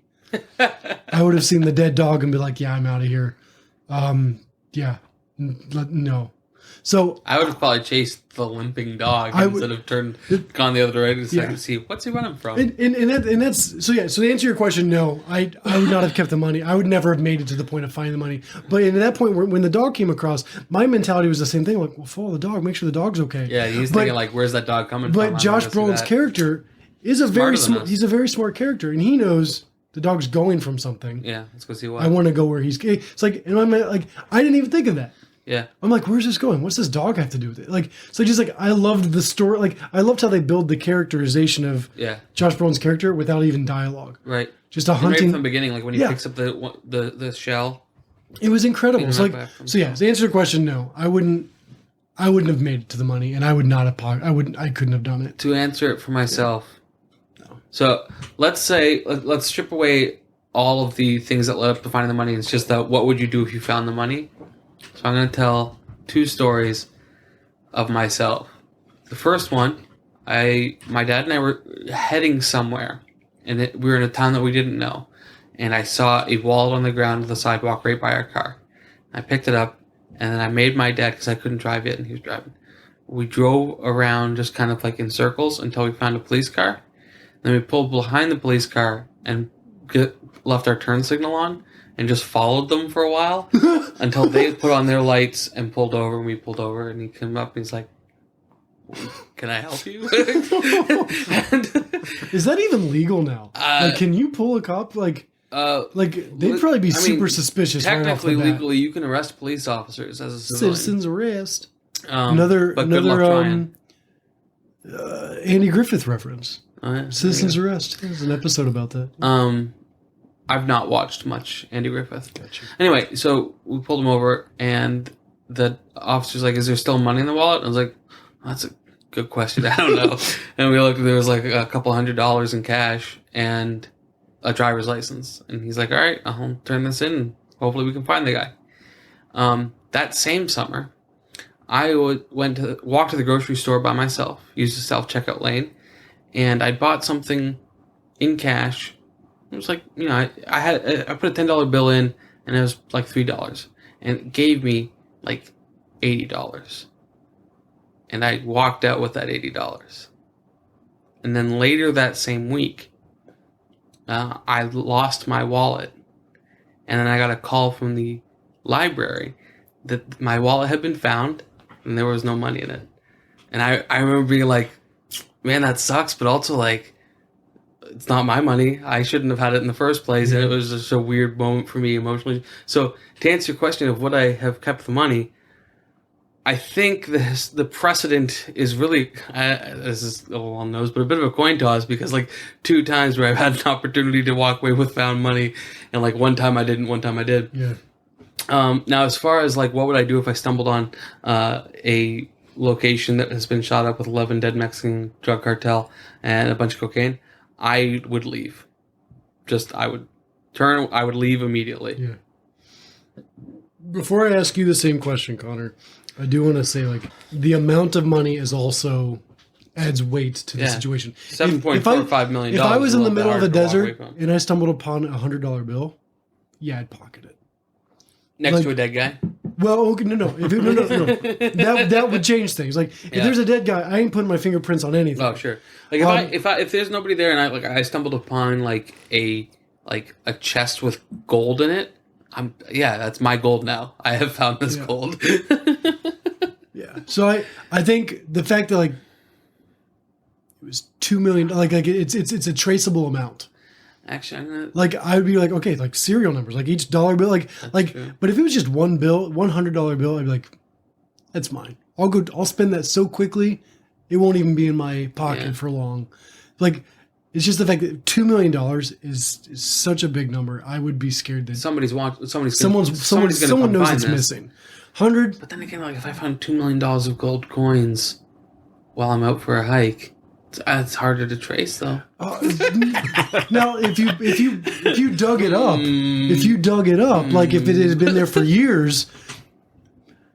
But if you come upon a fresh crime scene and there's there's a lot of different variables. Yeah, so actually, I'm not altruistic. I'm not saying I would make the moral issue decision every time. Well, I would say the found money thing, the 2 examples I gave are different from what we're talking about here, because one that's a wallet that I turned in, and so like we know who this belongs to, and the other one, like very clearly, it belonged to the grocery store that the machine spat out too much. So I guess both the examples I gave were different in context. In the context of like the person that this money belongs to is dead, and they're not gonna. I don't know. That's weird morality, man. Mm-hmm. It is a little different. If I find gold coins, though, I'm definitely taking them. End of story. Are there different laws for like treasure hunting? Like, I guess it depends on the property it's on, right? And it also has to do with like, are there surviving claimants and stuff like that. I've always wanted to get a metal detector and go find treasure. Be a metal detectorist. Yeah, just detect metal. There's a really great TV show called Expedition Unknown. The Metal Detectorists, I think. Wait, that's an actual show? I think so. Oh, yeah. And like they make a punchline early, and it's like because they're like, well, we're not metal detectors; these are. We're metal detectorists. I'm oddly into that. It's very good. I love it. Expedition Unknown. Yeah, Expedition Unknown. Josh Gates is wonderful. I enjoy his series on it's HBO. He's on HBO Max now, but it's Discovery Channel. Yeah. No. Yeah, Discovery Channel. Yeah. So what about He's you, wonderful. Connor? So Let's give the most stripped down version of like we don't know who it belongs to. There's just you stumble on. let me preface this. So if it is Have somebody, you found $2 if million? If I did, I can neither confirm nor deny. but if I hypothetically, did, I might have behaved like this. no, if I know like whose money it is, or even if like I see somebody drop money, I'm not taking it. I'm giving it back. Right? Like just last week, I was at a Cold Stone Creamery. Ooh, nice. And I'm sitting there eating some ice cream Not a with some sponsor. friends. And the guy at the counter, he pays, he goes to leave, and he missed his pocket, didn't notice. His wallet falls on the floor, and he goes out the door. I was the only one that saw that happen. I see his wallet on the ground. I run over, I pick it up, I chased him out of the Cold Stone. He was getting in his car. I probably looked like a psychopath. So I'm going, pulls hey, out his gun. hey, guy, hey, dude. Hey, Hey, they, them, he, her. Oh. like Tucker and Dale's like, we got your friend. I love that movie. But I gave him his wallet back, and he was appreciative of that and everything. Like if I see somebody drop money in front of me and it's it's not mine, I'm going to pick it up and hand it back to them. That being said, if I stumble upon 11 dead cartel members and I see $2 million sitting under a tree. Well, you probably use so much of that cocaine that you'll never find that $2 million. I have never done cocaine in my life, But sir. you wouldn't in that opportunity? No. Like just a little curiosity? No. Just pick up a package and lick it. I would honestly, I'd probably take the money. Because Hard not to. if I know for sure that what they're doing is illegal, and that money is probably profit from them selling all these drugs, And kids. I'm probably taking that money. Now I'm also probably going through that briefcase as soon as I get home, Right. and I'm going to find that tracker. Yeah. And I'm also probably not going back to give a guy water. Yeah. So Probably going to dump it out on your bed and count it and tell your wife and be like, holy crap. yeah, and then I thought their hiding interactions were hilarious where like he tells her it's a briefcase full of money. She's like, that'd be nice. I'm probably hiding most of it, and then trying to figure out the closest casino to go launder some of it. Yeah. Yeah. Casinos is a great way of laundering money. Can I? I want to take the moral high ground, but I'm saying with the current climate we're in right honestly, now, and the way that inflation is, and how hard just buying Christmas presents has hit my wallet, I'm probably taking that money. Even if you don't take the whole briefcase, you're Just take it. I'm at least pocketing some stacks. Yeah. It's similar like if you find like a thing of gold coins, there's no way you're not taking one. Because even if you're never going to spend that gold coin, it's like, let me tell you the story about how I found this gold coin. Right. Money can't buy happiness, but it sure can buy peace of mind. Yeah, and the things that make you happy. To bounce off more cupcakes. Yeah, to bounce off that, when he goes back with the water, do you think that was strictly? I don't think he was originally planning to. Okay. That's why he got up in the middle of the night to go do it. So when he did it, though, do you think his motives were pure at that point? Or like, did you like was just like what was going through his head? Because like it's a dangerous place, like, and he now has the money, he now has a gun, and now he's going back to show his face again. For a second, like he's like he feels. I think he feels guilty for having walked away from a dying man without helping. Yeah, and the only consolation he gave the guy was "Ain't no Lobos." That's Spanish for wolves. We know. I would not. Have known that if I didn't tell you by now. And what is his profession? What is Josh Brolin's character's profession? He's a retired welder. Retired welder. And previously fought in Nam. Okay. And now mustache model. Yeah. And care of the 6 Infinity Stones at some point. 6 of them. Yeah, there's 6. I just don't know why he needed that $2 million. He already got One-Eyed Willie's treasure. That's true. Oh, yeah. The Goonies. Times are tough. The Goonies. That's a great movie. Never seen it. This year. January 1st. I've not watched it yet. I watched it last week. Did you really? Yeah. It's been a minute since I've seen it. It's a great movie. Ki Hu Kwan is making a comeback too. Yeah, he is, and I'm so glad. He's in an animated movie too that's getting ready to come out too.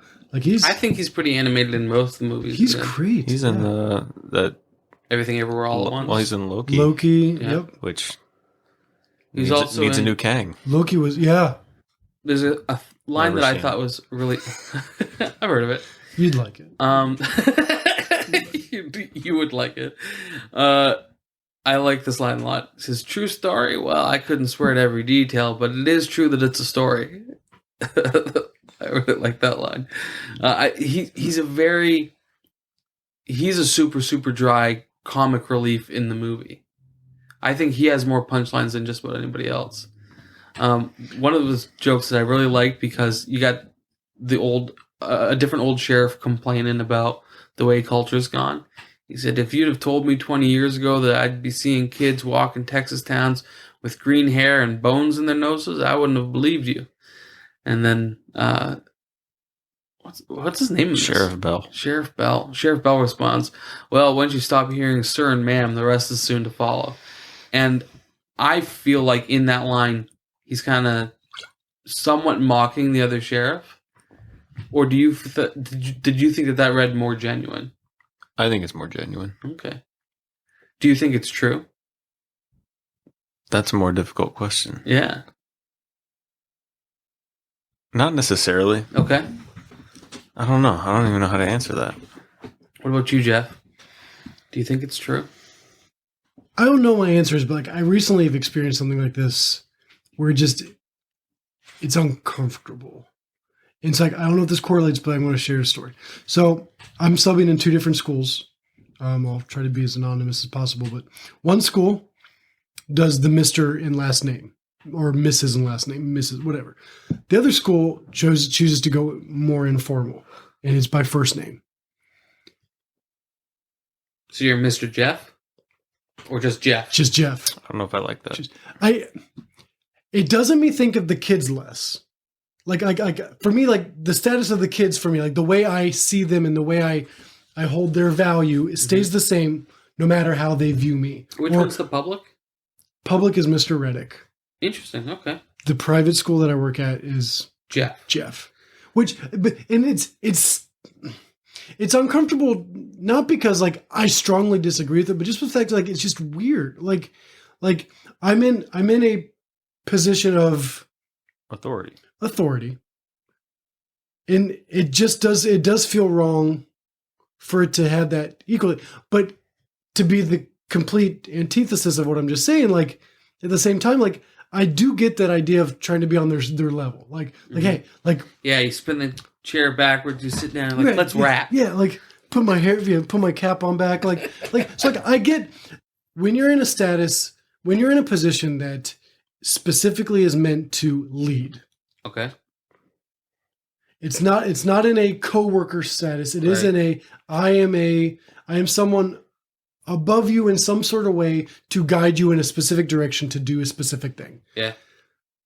It feels more normal for there to be some sort of established reverence. Okay. Or some sort of, I don't know if reverence is the right word, but some sort of established I don't even want to use hierarchy, but just acknowledging like, yes, like it feels weird saying that. Let me out loud, ask but you- it is uncomfortable. I know I don't. You've not worked in medicine ever, right? I had a bloody nose once. Okay. Would you expect? Actually, Connor, you might actually have more input on this, but I want to get your intuition on this first. Yeah. And I'll give you mine as well, and then Connor can tell us. Would you expect in a hospital or medical situation that those with the title of doctor be referred to as Dr. So-and-so rather than by their first name, even though they're because they're coworkers? You know what I mean? What would you expect there? I would expect that any doctor insisting on being called Dr. So-and-so, that people would think that that's kind of ugly behavior. Yeah. But also I can see just as likely a doctor, like let's say that the hospital requires that you refer to him as Dr. Dorian, Right. and all the nurses call him JD instead, and maybe they get in trouble I for like that. your reference. Yeah.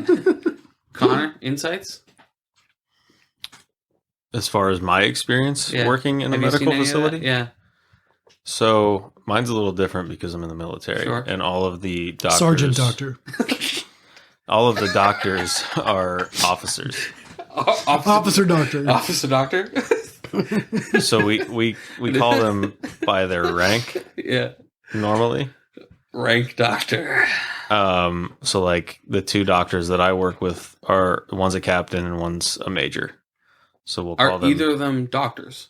Yes, they're both doctors. So how do And you refer to them as? Do you ever call them? Hold on. Sometimes if I'm like with a patient, I'll say Major Mitchell, and sometimes I'll say Okay. Dr. Mitchell. Okay, so you don't say Major Mitchell, Major Dr. Mitchell. No, You just say That'd be what- ridiculous. Okay. But I would love it. Can you start? I'd be here for it. Yeah. Major Doctor. but like if we're just referring to them, like we're typing something up on the computer or whatever, and we're like, which doctor or which provider saw this person, sometimes we'll just use their last names. Okay. Mm. Would it be weird if say there's no client or not patient? Patient. Sorry. Same thing. I do too much sales. Say there's no patient, right? And it's just you and Major Dr. Mitchell having a conversation. Do you just call him by his first name? No, I usually call him Sir. Okay. And that's because he outranks you. Yes. So, like, he wouldn't call you sir in any situation. No, but they do generally use my rank when referring to me. Okay. In It's all very silly. It's a little weird. No, in my opinion, though, like Yeah. It gives very specific organizational structure and framework for it interaction. does, Yeah. and calling people sir and ma'am is just kind of a sign of respect. Yeah. Like even when you're I- when you're in the military in basic training, they teach you whenever you're speaking to a civilian to Mm-hmm. call them sir or ma'am, Yeah. depending on who you're talking to, just as a sign of respect. Yeah. I do it with, I use sir with police because it makes those interactions simpler. And typically anybody that I think is older than me. I'm never going to be the guy that goes, that's Mr. Riddick. That's Dr. Riddick. Like, I can't say that. I do. Like, I like- have told people like- actually it's Dr. Nelson. But like, Hicks. it's like in the same time, like where I'm not going to correct someone and go, call me by this. Yeah. Like even in a school setting, like I, Would you be so bold? but it just does. It feels weird. Would you ever correct somebody? Like, so obviously mispronouncing your name's one thing. Right. But let's say that you didn't like Jeff. You preferred Jeffrey. Would you correct people like, actually, it's Jeffrey? No, I've never done that. I only, if people call me Nelly, I do say I don't care for that. How do you feel about Nels? Is That's Nels fine. Okay. Yeah, Nels, those are both fine. But Nelly, there are a handful of people I'll permit that with. Down, baby. Oh, shit, sorry. My job's just different. Yeah. Like yeah. if somebody who was lower ranking than me just used my last name, Right.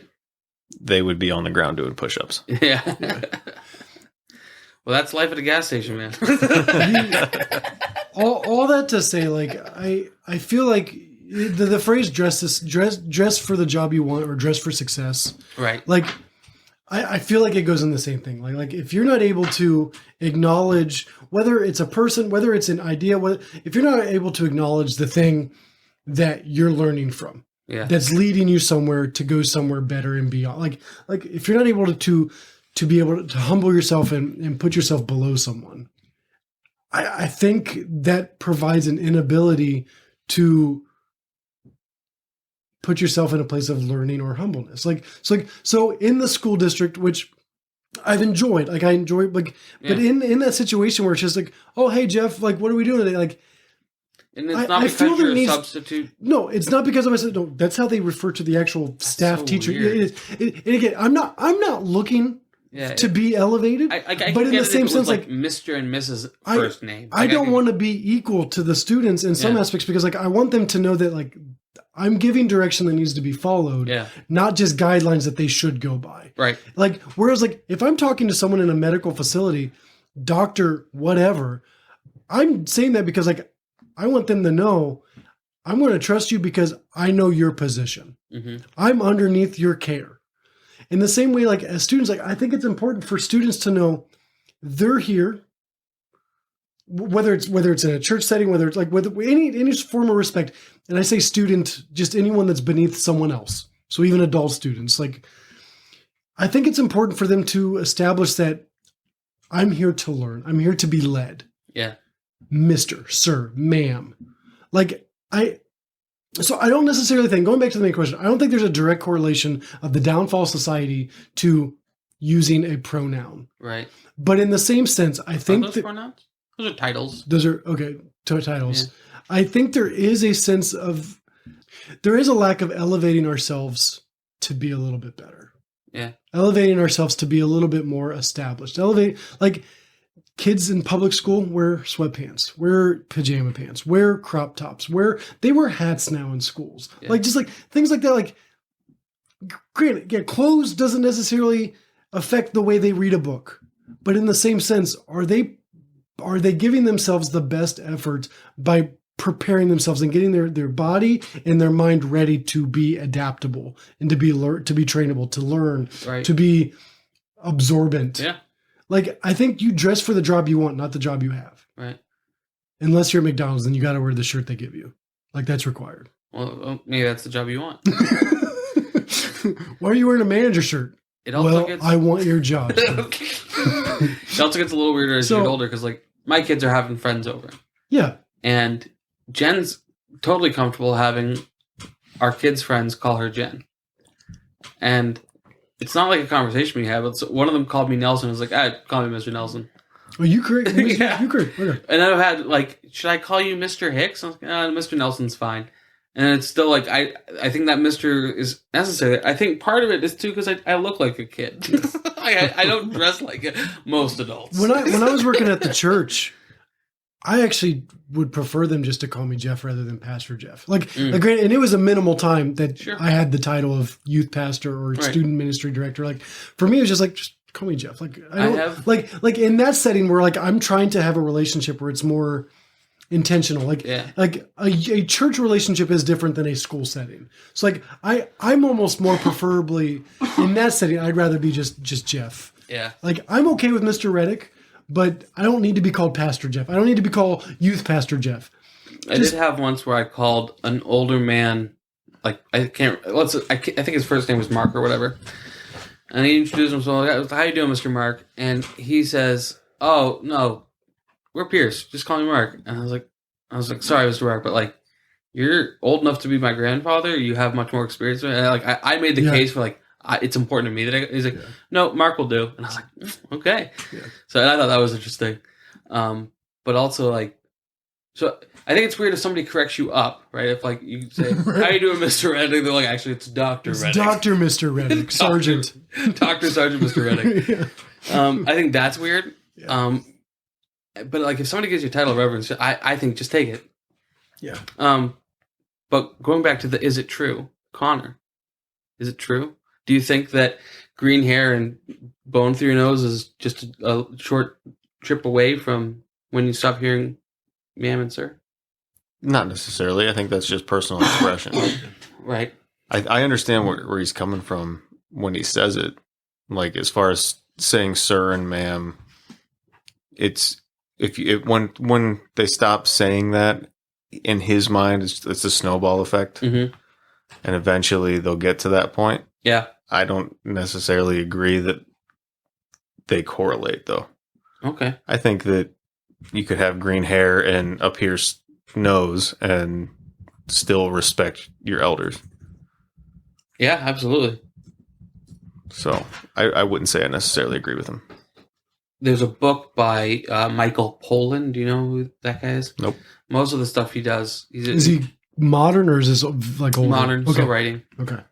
And he's a journalist and author, and most of his books are about food sustainability. Oh, okay. And he just comes from a very interesting angle. Like, he's not a vegetarian. He's not, actually, he might be now, but like when he went into it, he's like, I eat meat, cheese, all this stuff. Like, is it okay for me to do that? Am I wasting the world's resources? And he went down the rabbit hole, and he comes from a very left of center politics, but through his research came across a guy called Joel Salatin. And the two of them were at this big convention because there was this, they were trying to do this farm to table movement in New York. And so they brought in like 13 of these like brilliant farmers who are doing sustainable farming. And Michael Pollan got to sit in on the conversation. And one of the old guys there was an old Mennonite guy. And they were all talking about what tractors they use. And after they were finished talking tractors, he's like, we still use like wagons, because once you put rubber on the tire, it's just a generation left before the kids leave the farm. And like all the other farmers got like really somber and just kind of had this cheering, knowing nod. And in the book, that dovetails into the conversation about how like something like 60% of the farms in America do not have an inheritor, or the inheritors aren't interested. But just that same kind of concept of like this one specific thing, it's only a short time from that to this other moral decay. And I mean, it's basically slippery slope theory, but like, I don't know, it's just interesting to me. Slippery slope fallacy is also the only one that we say the name of it when we're doing it. Oh, I'm slipping Yeah, on a right. slope Yeah, but I mean, like when with the fallacy. in 2008, when same-sex marriage was legalized, a lot of people said, it's a slippery slope between this and pedophilia. So,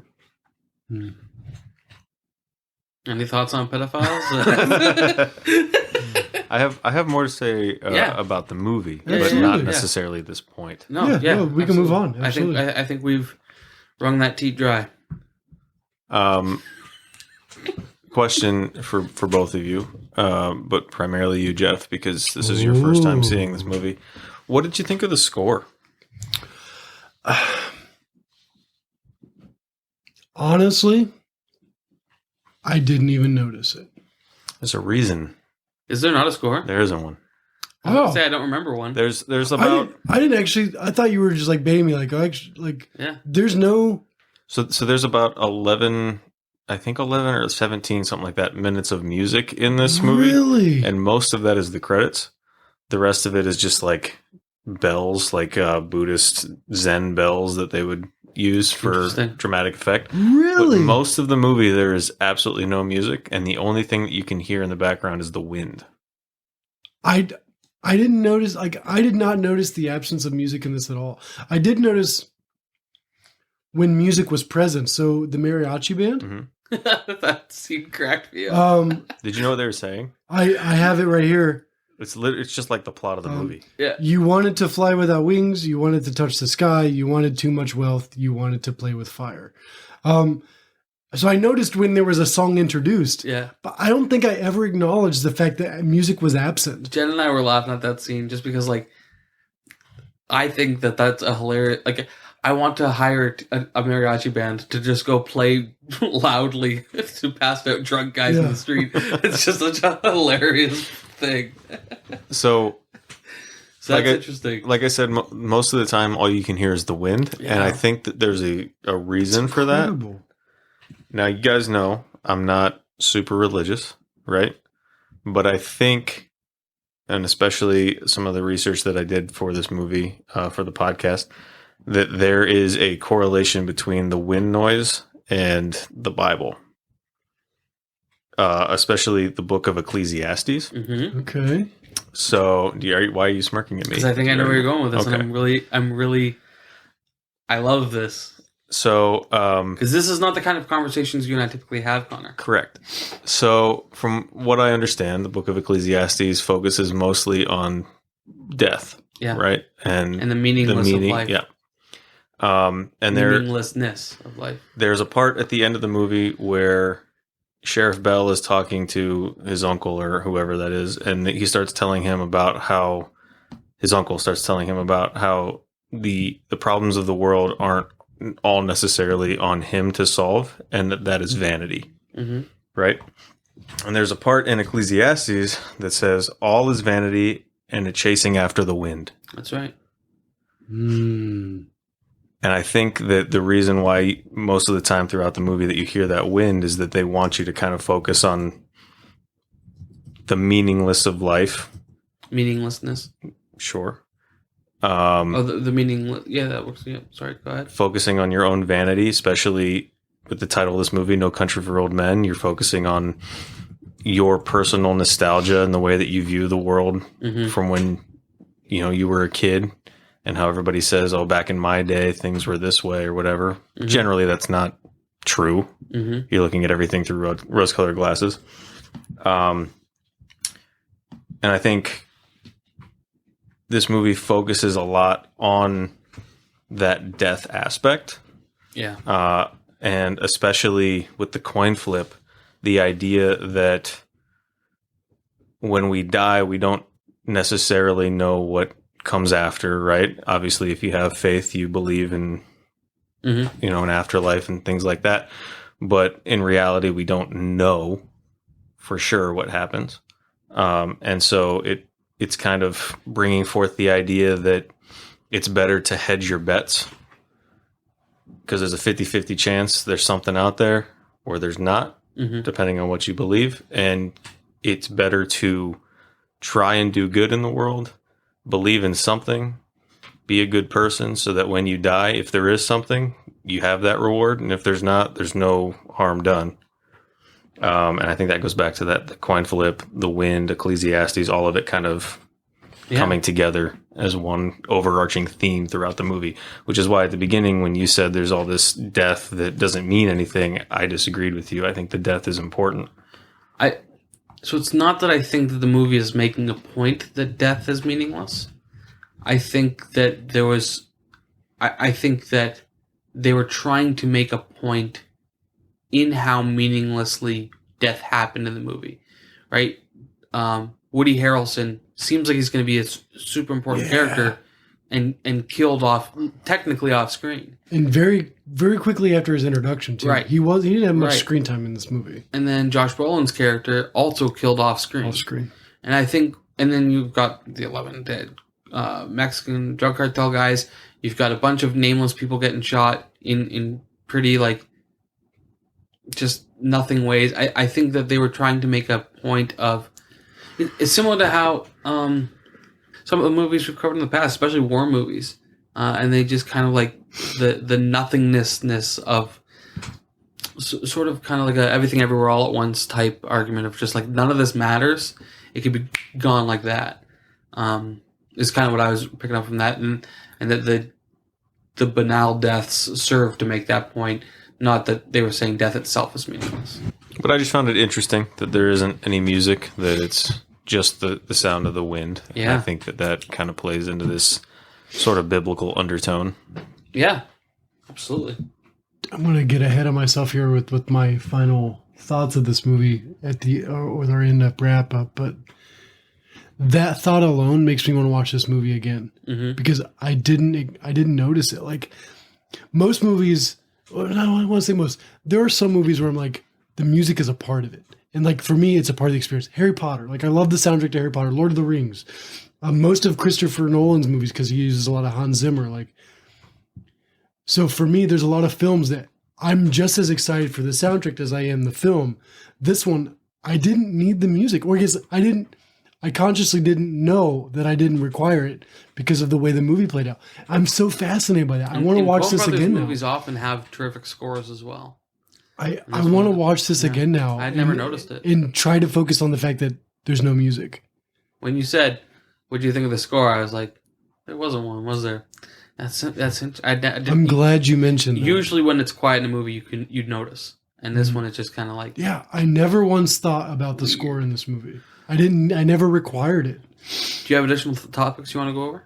I've got one left. I have one, but it kind of goes into the end of the movie, and I think it might tie into what Jeff said at the beginning, where he wasn't thrilled with the ending or didn't understand or just kind of left it ambiguous. Mm-hmm. So we can get into that toward the end if you want. Well, I got one left. We'll do that, then wrap up. Or do you have anything? I don't have anything else. Okay. I can't remember who said this to who.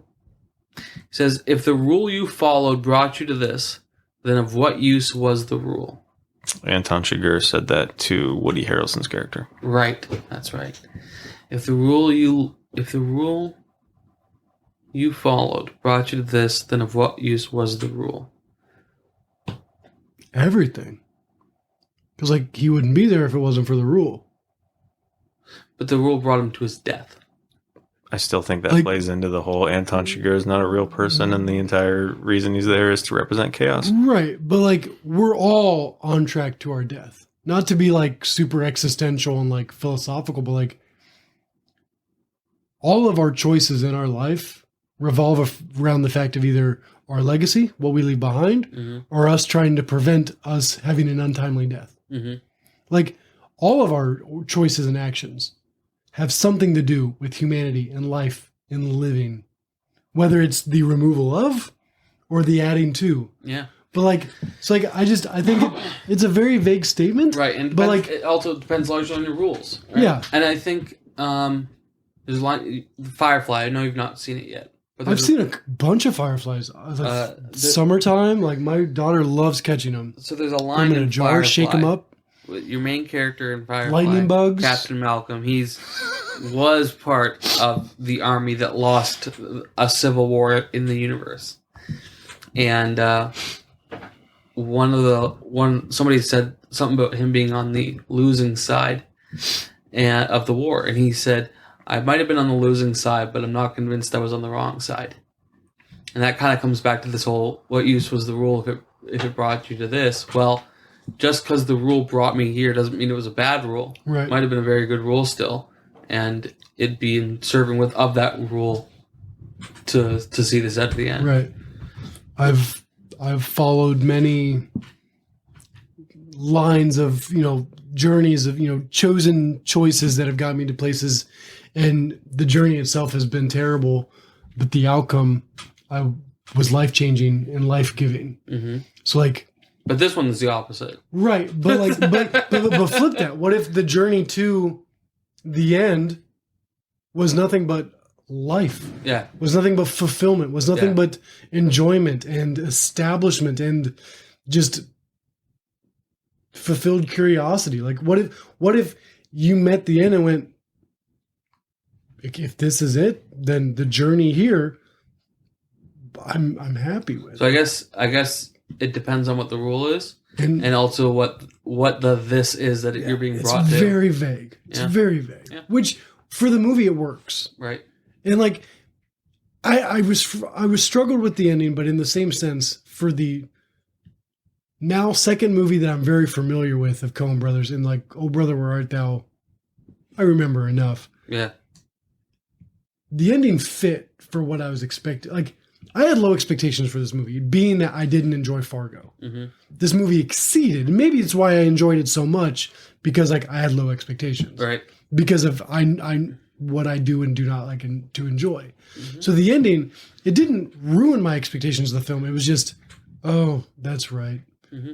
No one really gets a happy ending in Coen Brothers films. No, not usually. But now, I mean, even Tommy Lee Jones, like, he went through a lot of tragedy. Yeah. To end up where he was, and he doesn't seem to be enjoying retirement. Right. So I don't think anyone got a happy ending. Yeah. But in the sense, not everyone died. But Connor, your thoughts on if the rule you followed brought you to this, then of what use was the rule? I don't know if I necessarily have anything to say about the line itself. I did write that line down. I just think it plays into, like I said earlier, the whole idea that Anton chaos. Chigurh is just chaos. Basically, like you followed rules and it was meaningless because you're going to Because die. everything anyway. was left up to chance at that point. Yeah. Do you think he represents nihilism or just chaos? Maybe a bit of both. Nihilism seems to be a theme in Coen Brothers movies as well. Yeah. Can I It's the entire point of The Big Lebowski. Right. can I get a quick definition, if it's possible, of nihilism? Everything is meaningless. Like just legitimately everything is meaningless. Yep. Okay. Nihilism. Okay. I would almost disagree with nihilism with Fargo. Like the cop in Fargo, like she went back to the life that she was Yeah. working on. So like, I don't think the Coen Brothers are nihilists. okay. I think they like using it as a There's narrative. elements. Yeah, I think they like it for narrative. But for every character to go through a nihilistic Yeah. event, I don't think that's Yeah. that's truth. Right. Yeah. Okay. Because one of the responses to nihilism, and I can't think of the term for it, but it's like just to choose to enjoy the simple things then. Yeah. And that, I think, is what she represented in that movie. Yeah. Just going to the end of the movie, you said that nobody has a happy ending. Mhm. I would argue that Sheriff Bell's ending is fairly optimistic. Okay. And that goes into the description that he was telling his wife the two dreams that he had. Mm. One of those dreams, he was saying that he was riding a horse through the mountains with his father, and his father had fire that he was carrying with him to light his way. Mm-hmm.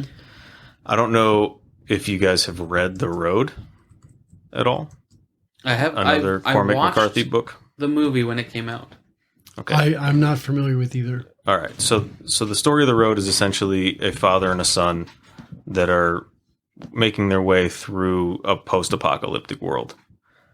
And at one point in the movie, the son asks the father, is what they're doing worth it, trying to get to wherever they're trying to go, right? And all this, the struggle and everything that they're going through just to accomplish their task. Yeah.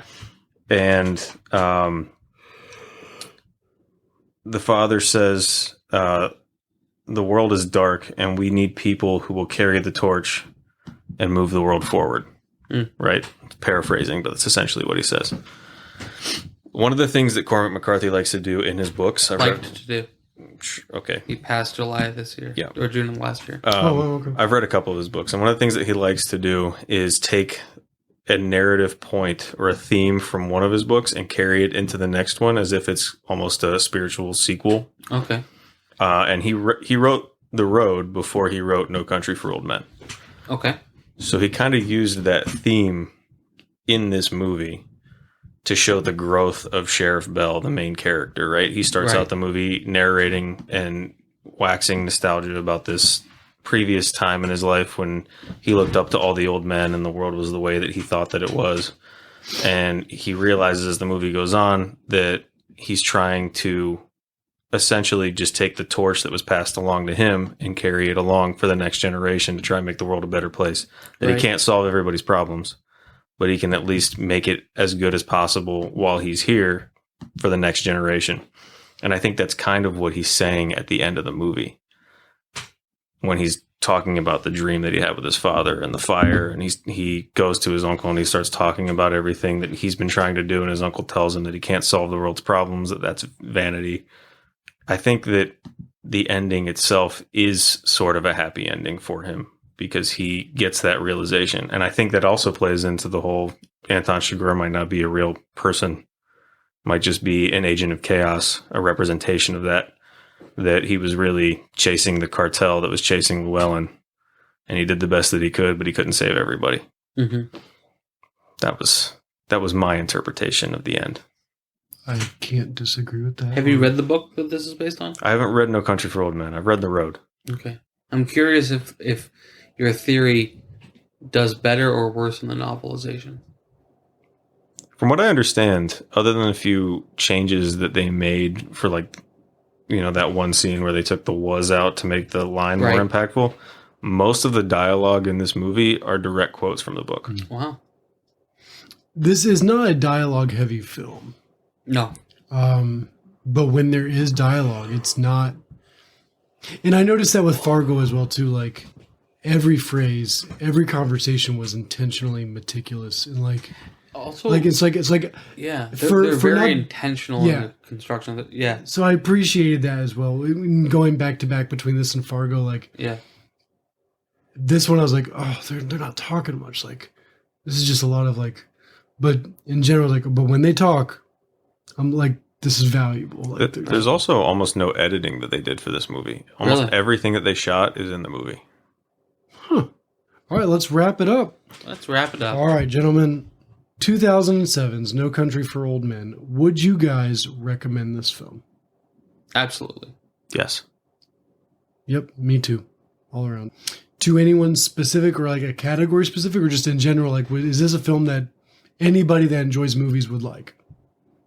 Just to kind of to break this down a little bit further. Yeah, but it's still not like I would. If somebody says I'm going to watch No Country for Old Men, I'd say that's excellent.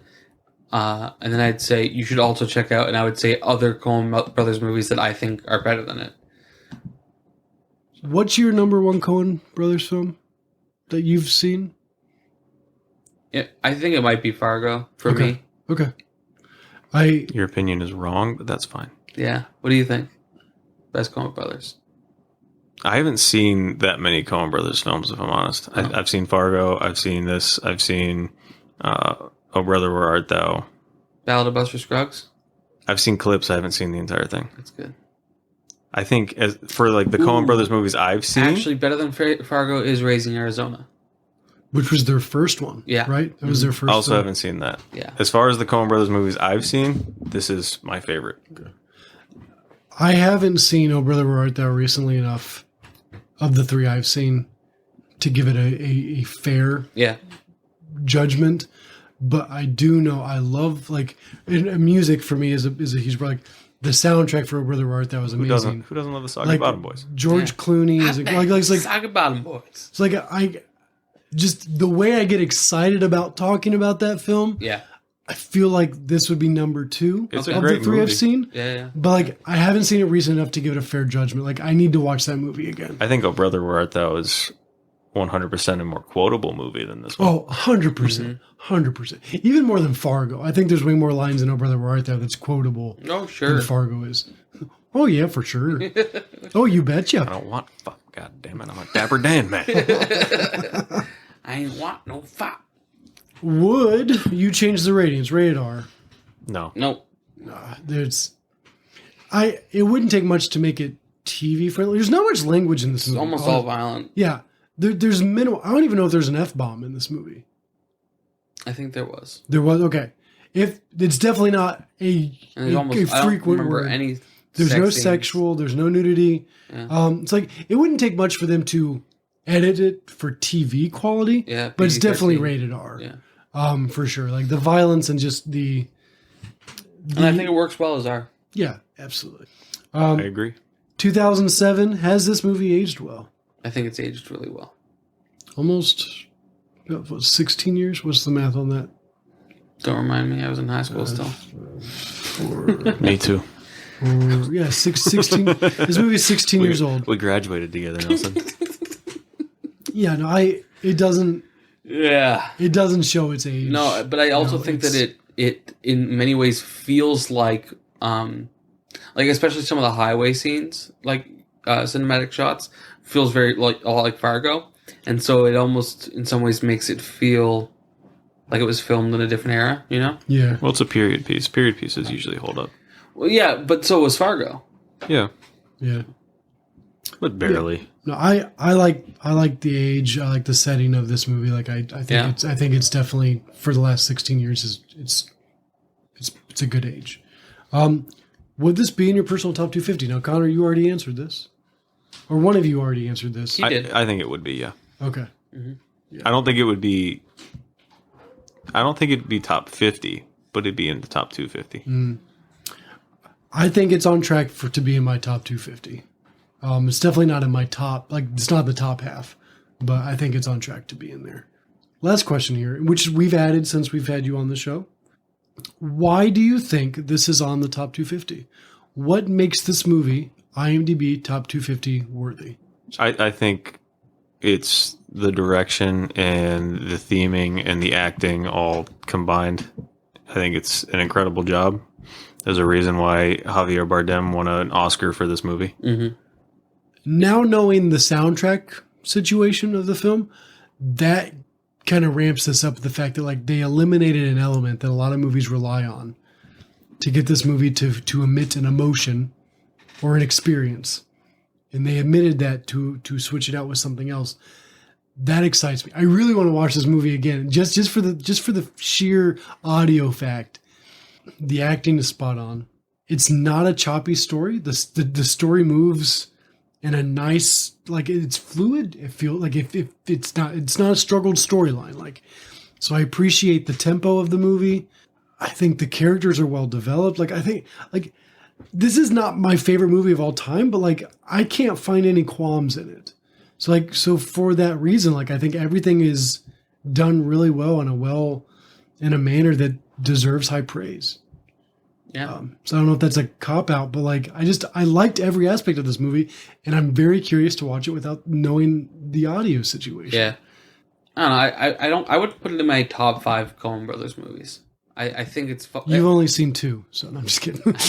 I've seen almost all of them. It's top 5, and I've only seen 2. I've seen almost all of them. Yeah. I wouldn't put it in my top 5 even. I think it's got elements of everything that Coen Brothers do well. So for me, it's kind of odd that this one is on the top 250 when others aren't. Is Raising Arizona on the top 250? I'm not sure. Let me double check. Okay. Is The Big Lebowski? It is. That's interesting. I'm not familiar with that like at all. that movie. That is, for audience Rotten Tomatoes, that's the best Coen Brothers movie. And all I know is John Goodman and White Russians. I don't know anything else about in Bowling. Well, Those are the only 2 things I know about that film. while he's looking this up, I have one more fun fact that I know about this movie. So the Coen Brothers like to edit their own movies. Yes. They but write, direct, and edit their own movies. The Academy wanted to nominate this movie for its editing, but they will not recognize multiple editors. You have to have one main editor for the movie. Are you serious? Mm-hmm. So they couldn't use both Coen Brothers, and they couldn't decide on which one would get the accolade for it. So they nominated each of them? No, they both came up with a fake name for the editor of this movie. And then when they announced it at the Academy Awards as a nominee for best editor or whatever the category is, they said the fake person that the Coen Brothers made up and just showed a stock image of an old man. Did they end up winning it? I don't believe so. I love that. That's funny. So That's so petty for like the awards committee to be like, no, only one. We can't talk. No teams, only one. Like that's so petty. there are only 3 currently on the top 250. No Country for Old Men, Fargo, The Big Lebowski. Okay. No Country for Old Men, its highest rank was 14. Fargo's was 15. Big Lebowski, the highest it's ever been, was 126. Okay. So we've done the top 2. Yes. The following have been, and I'll say their highest rank at the same time. True Grit, 184. Okay. The Man Who Wasn't There, 188. Oh Brother, Where Art Thou, 157. Blood Simple, 179. Raising Arizona, 185. Oh, okay. Hudsucker Proxy, 230. Miller's Crossing, 100. I think Raising Arizona is probably my favorite of the Coen Brothers productions. Is that a crime thriller or is that more of a dark comedy? Yeah, it's crime. It's crime, okay. It's a dark comedy crime. Okay. More in line with like the Fargo. It's more Fargo than it is. Than it is. Yeah. And Big Lebowski is going to be more Fargo than it is No Country for Old Correct. Men. But that's also a mobster type movie, right? Big Lebowski. Like, I get like mob vibes from that movie. Wait and see. Okay. So is Fargo rated higher than this movie on the top 250? What's its current rating? No Country for Old Men, what's it currently at? Do you remember? No, but I can look it up. I'll have it here in a second. Don't worry about it. Because I'm on the Jeff train with Fargo. I think it's an okay movie, but it's not something that I'm like, I gotta rewatch this. Right. It feels like it's just on the top 250 for its cultural significance. As of recording, Fargo was number 171. Today? No. When we recorded it, Fargo was at 171, which was only a couple weeks ago. That's actually where it is today. Okay. And then No Country for Old Men is 147. So No Country for Old Men is their highest. I'm bleeding. Okay. Where's Big Lebowski right now? Where are you bleeding from? I'm a medic. My nose. Not my eye. Not my eye. Big Lebowski today is at 209. Fargo is the only one that has 100% on the top 250. So No Country for Old Men didn't come on to the top 250 until a little bit after it had already been out. But no, I think Raising Arizona is better. It's more like Fargo though. It's more comedy. Man Who Wasn't There. If you just like their serious crime stuff, Man Who Wasn't There is a really great Coen Brothers hard-boiled crime. It's got Sling Blade in it and Black Widow. I think you're getting... Those are different movies. So Anything you're saying that movie... I just want to say thank you for having me. Yeah. It's always a pleasure. This episode's never going to air, but yeah, we're glad to have you. Well, thanks for inviting me for a movie that wasn't military themed. I appreciate that. I mean, he was in Vietnam, and we didn't talk about that. What are we doing next week, Jeff? The Passion of Joan of Arc, 1928. 1928. This is like a 5-hour silent film, right? 2-hour silent film. That was close. Yeah, it's about a boat, I think. Yeah. An ark that holds Jones. Mm. This is probably where the legend of Davy Jones' Locker comes from. Yes, absolutely, yeah. And witches. There's probably witches involved in this movie. You guys are both fathers, and it shows. Thank you. That's the highest compliment anyone's ever given me. Happy New Year, Connor. Thanks for having me on our show. New Year. This probably won't be the last time, but thank you for coming. Thanks for having me again. And thank you for your service.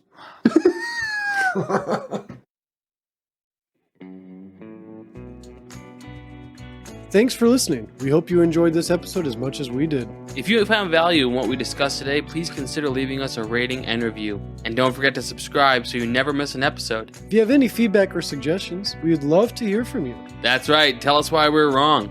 If you want even more content and ways to engage with us and each other, check out our Patreon page. By supporting us there, you'll get access to exclusive bonus content and help us continue to create high-quality episodes, as well as help pay for our future plans. Links to our social media, merchandise, and Patreon are in the show notes.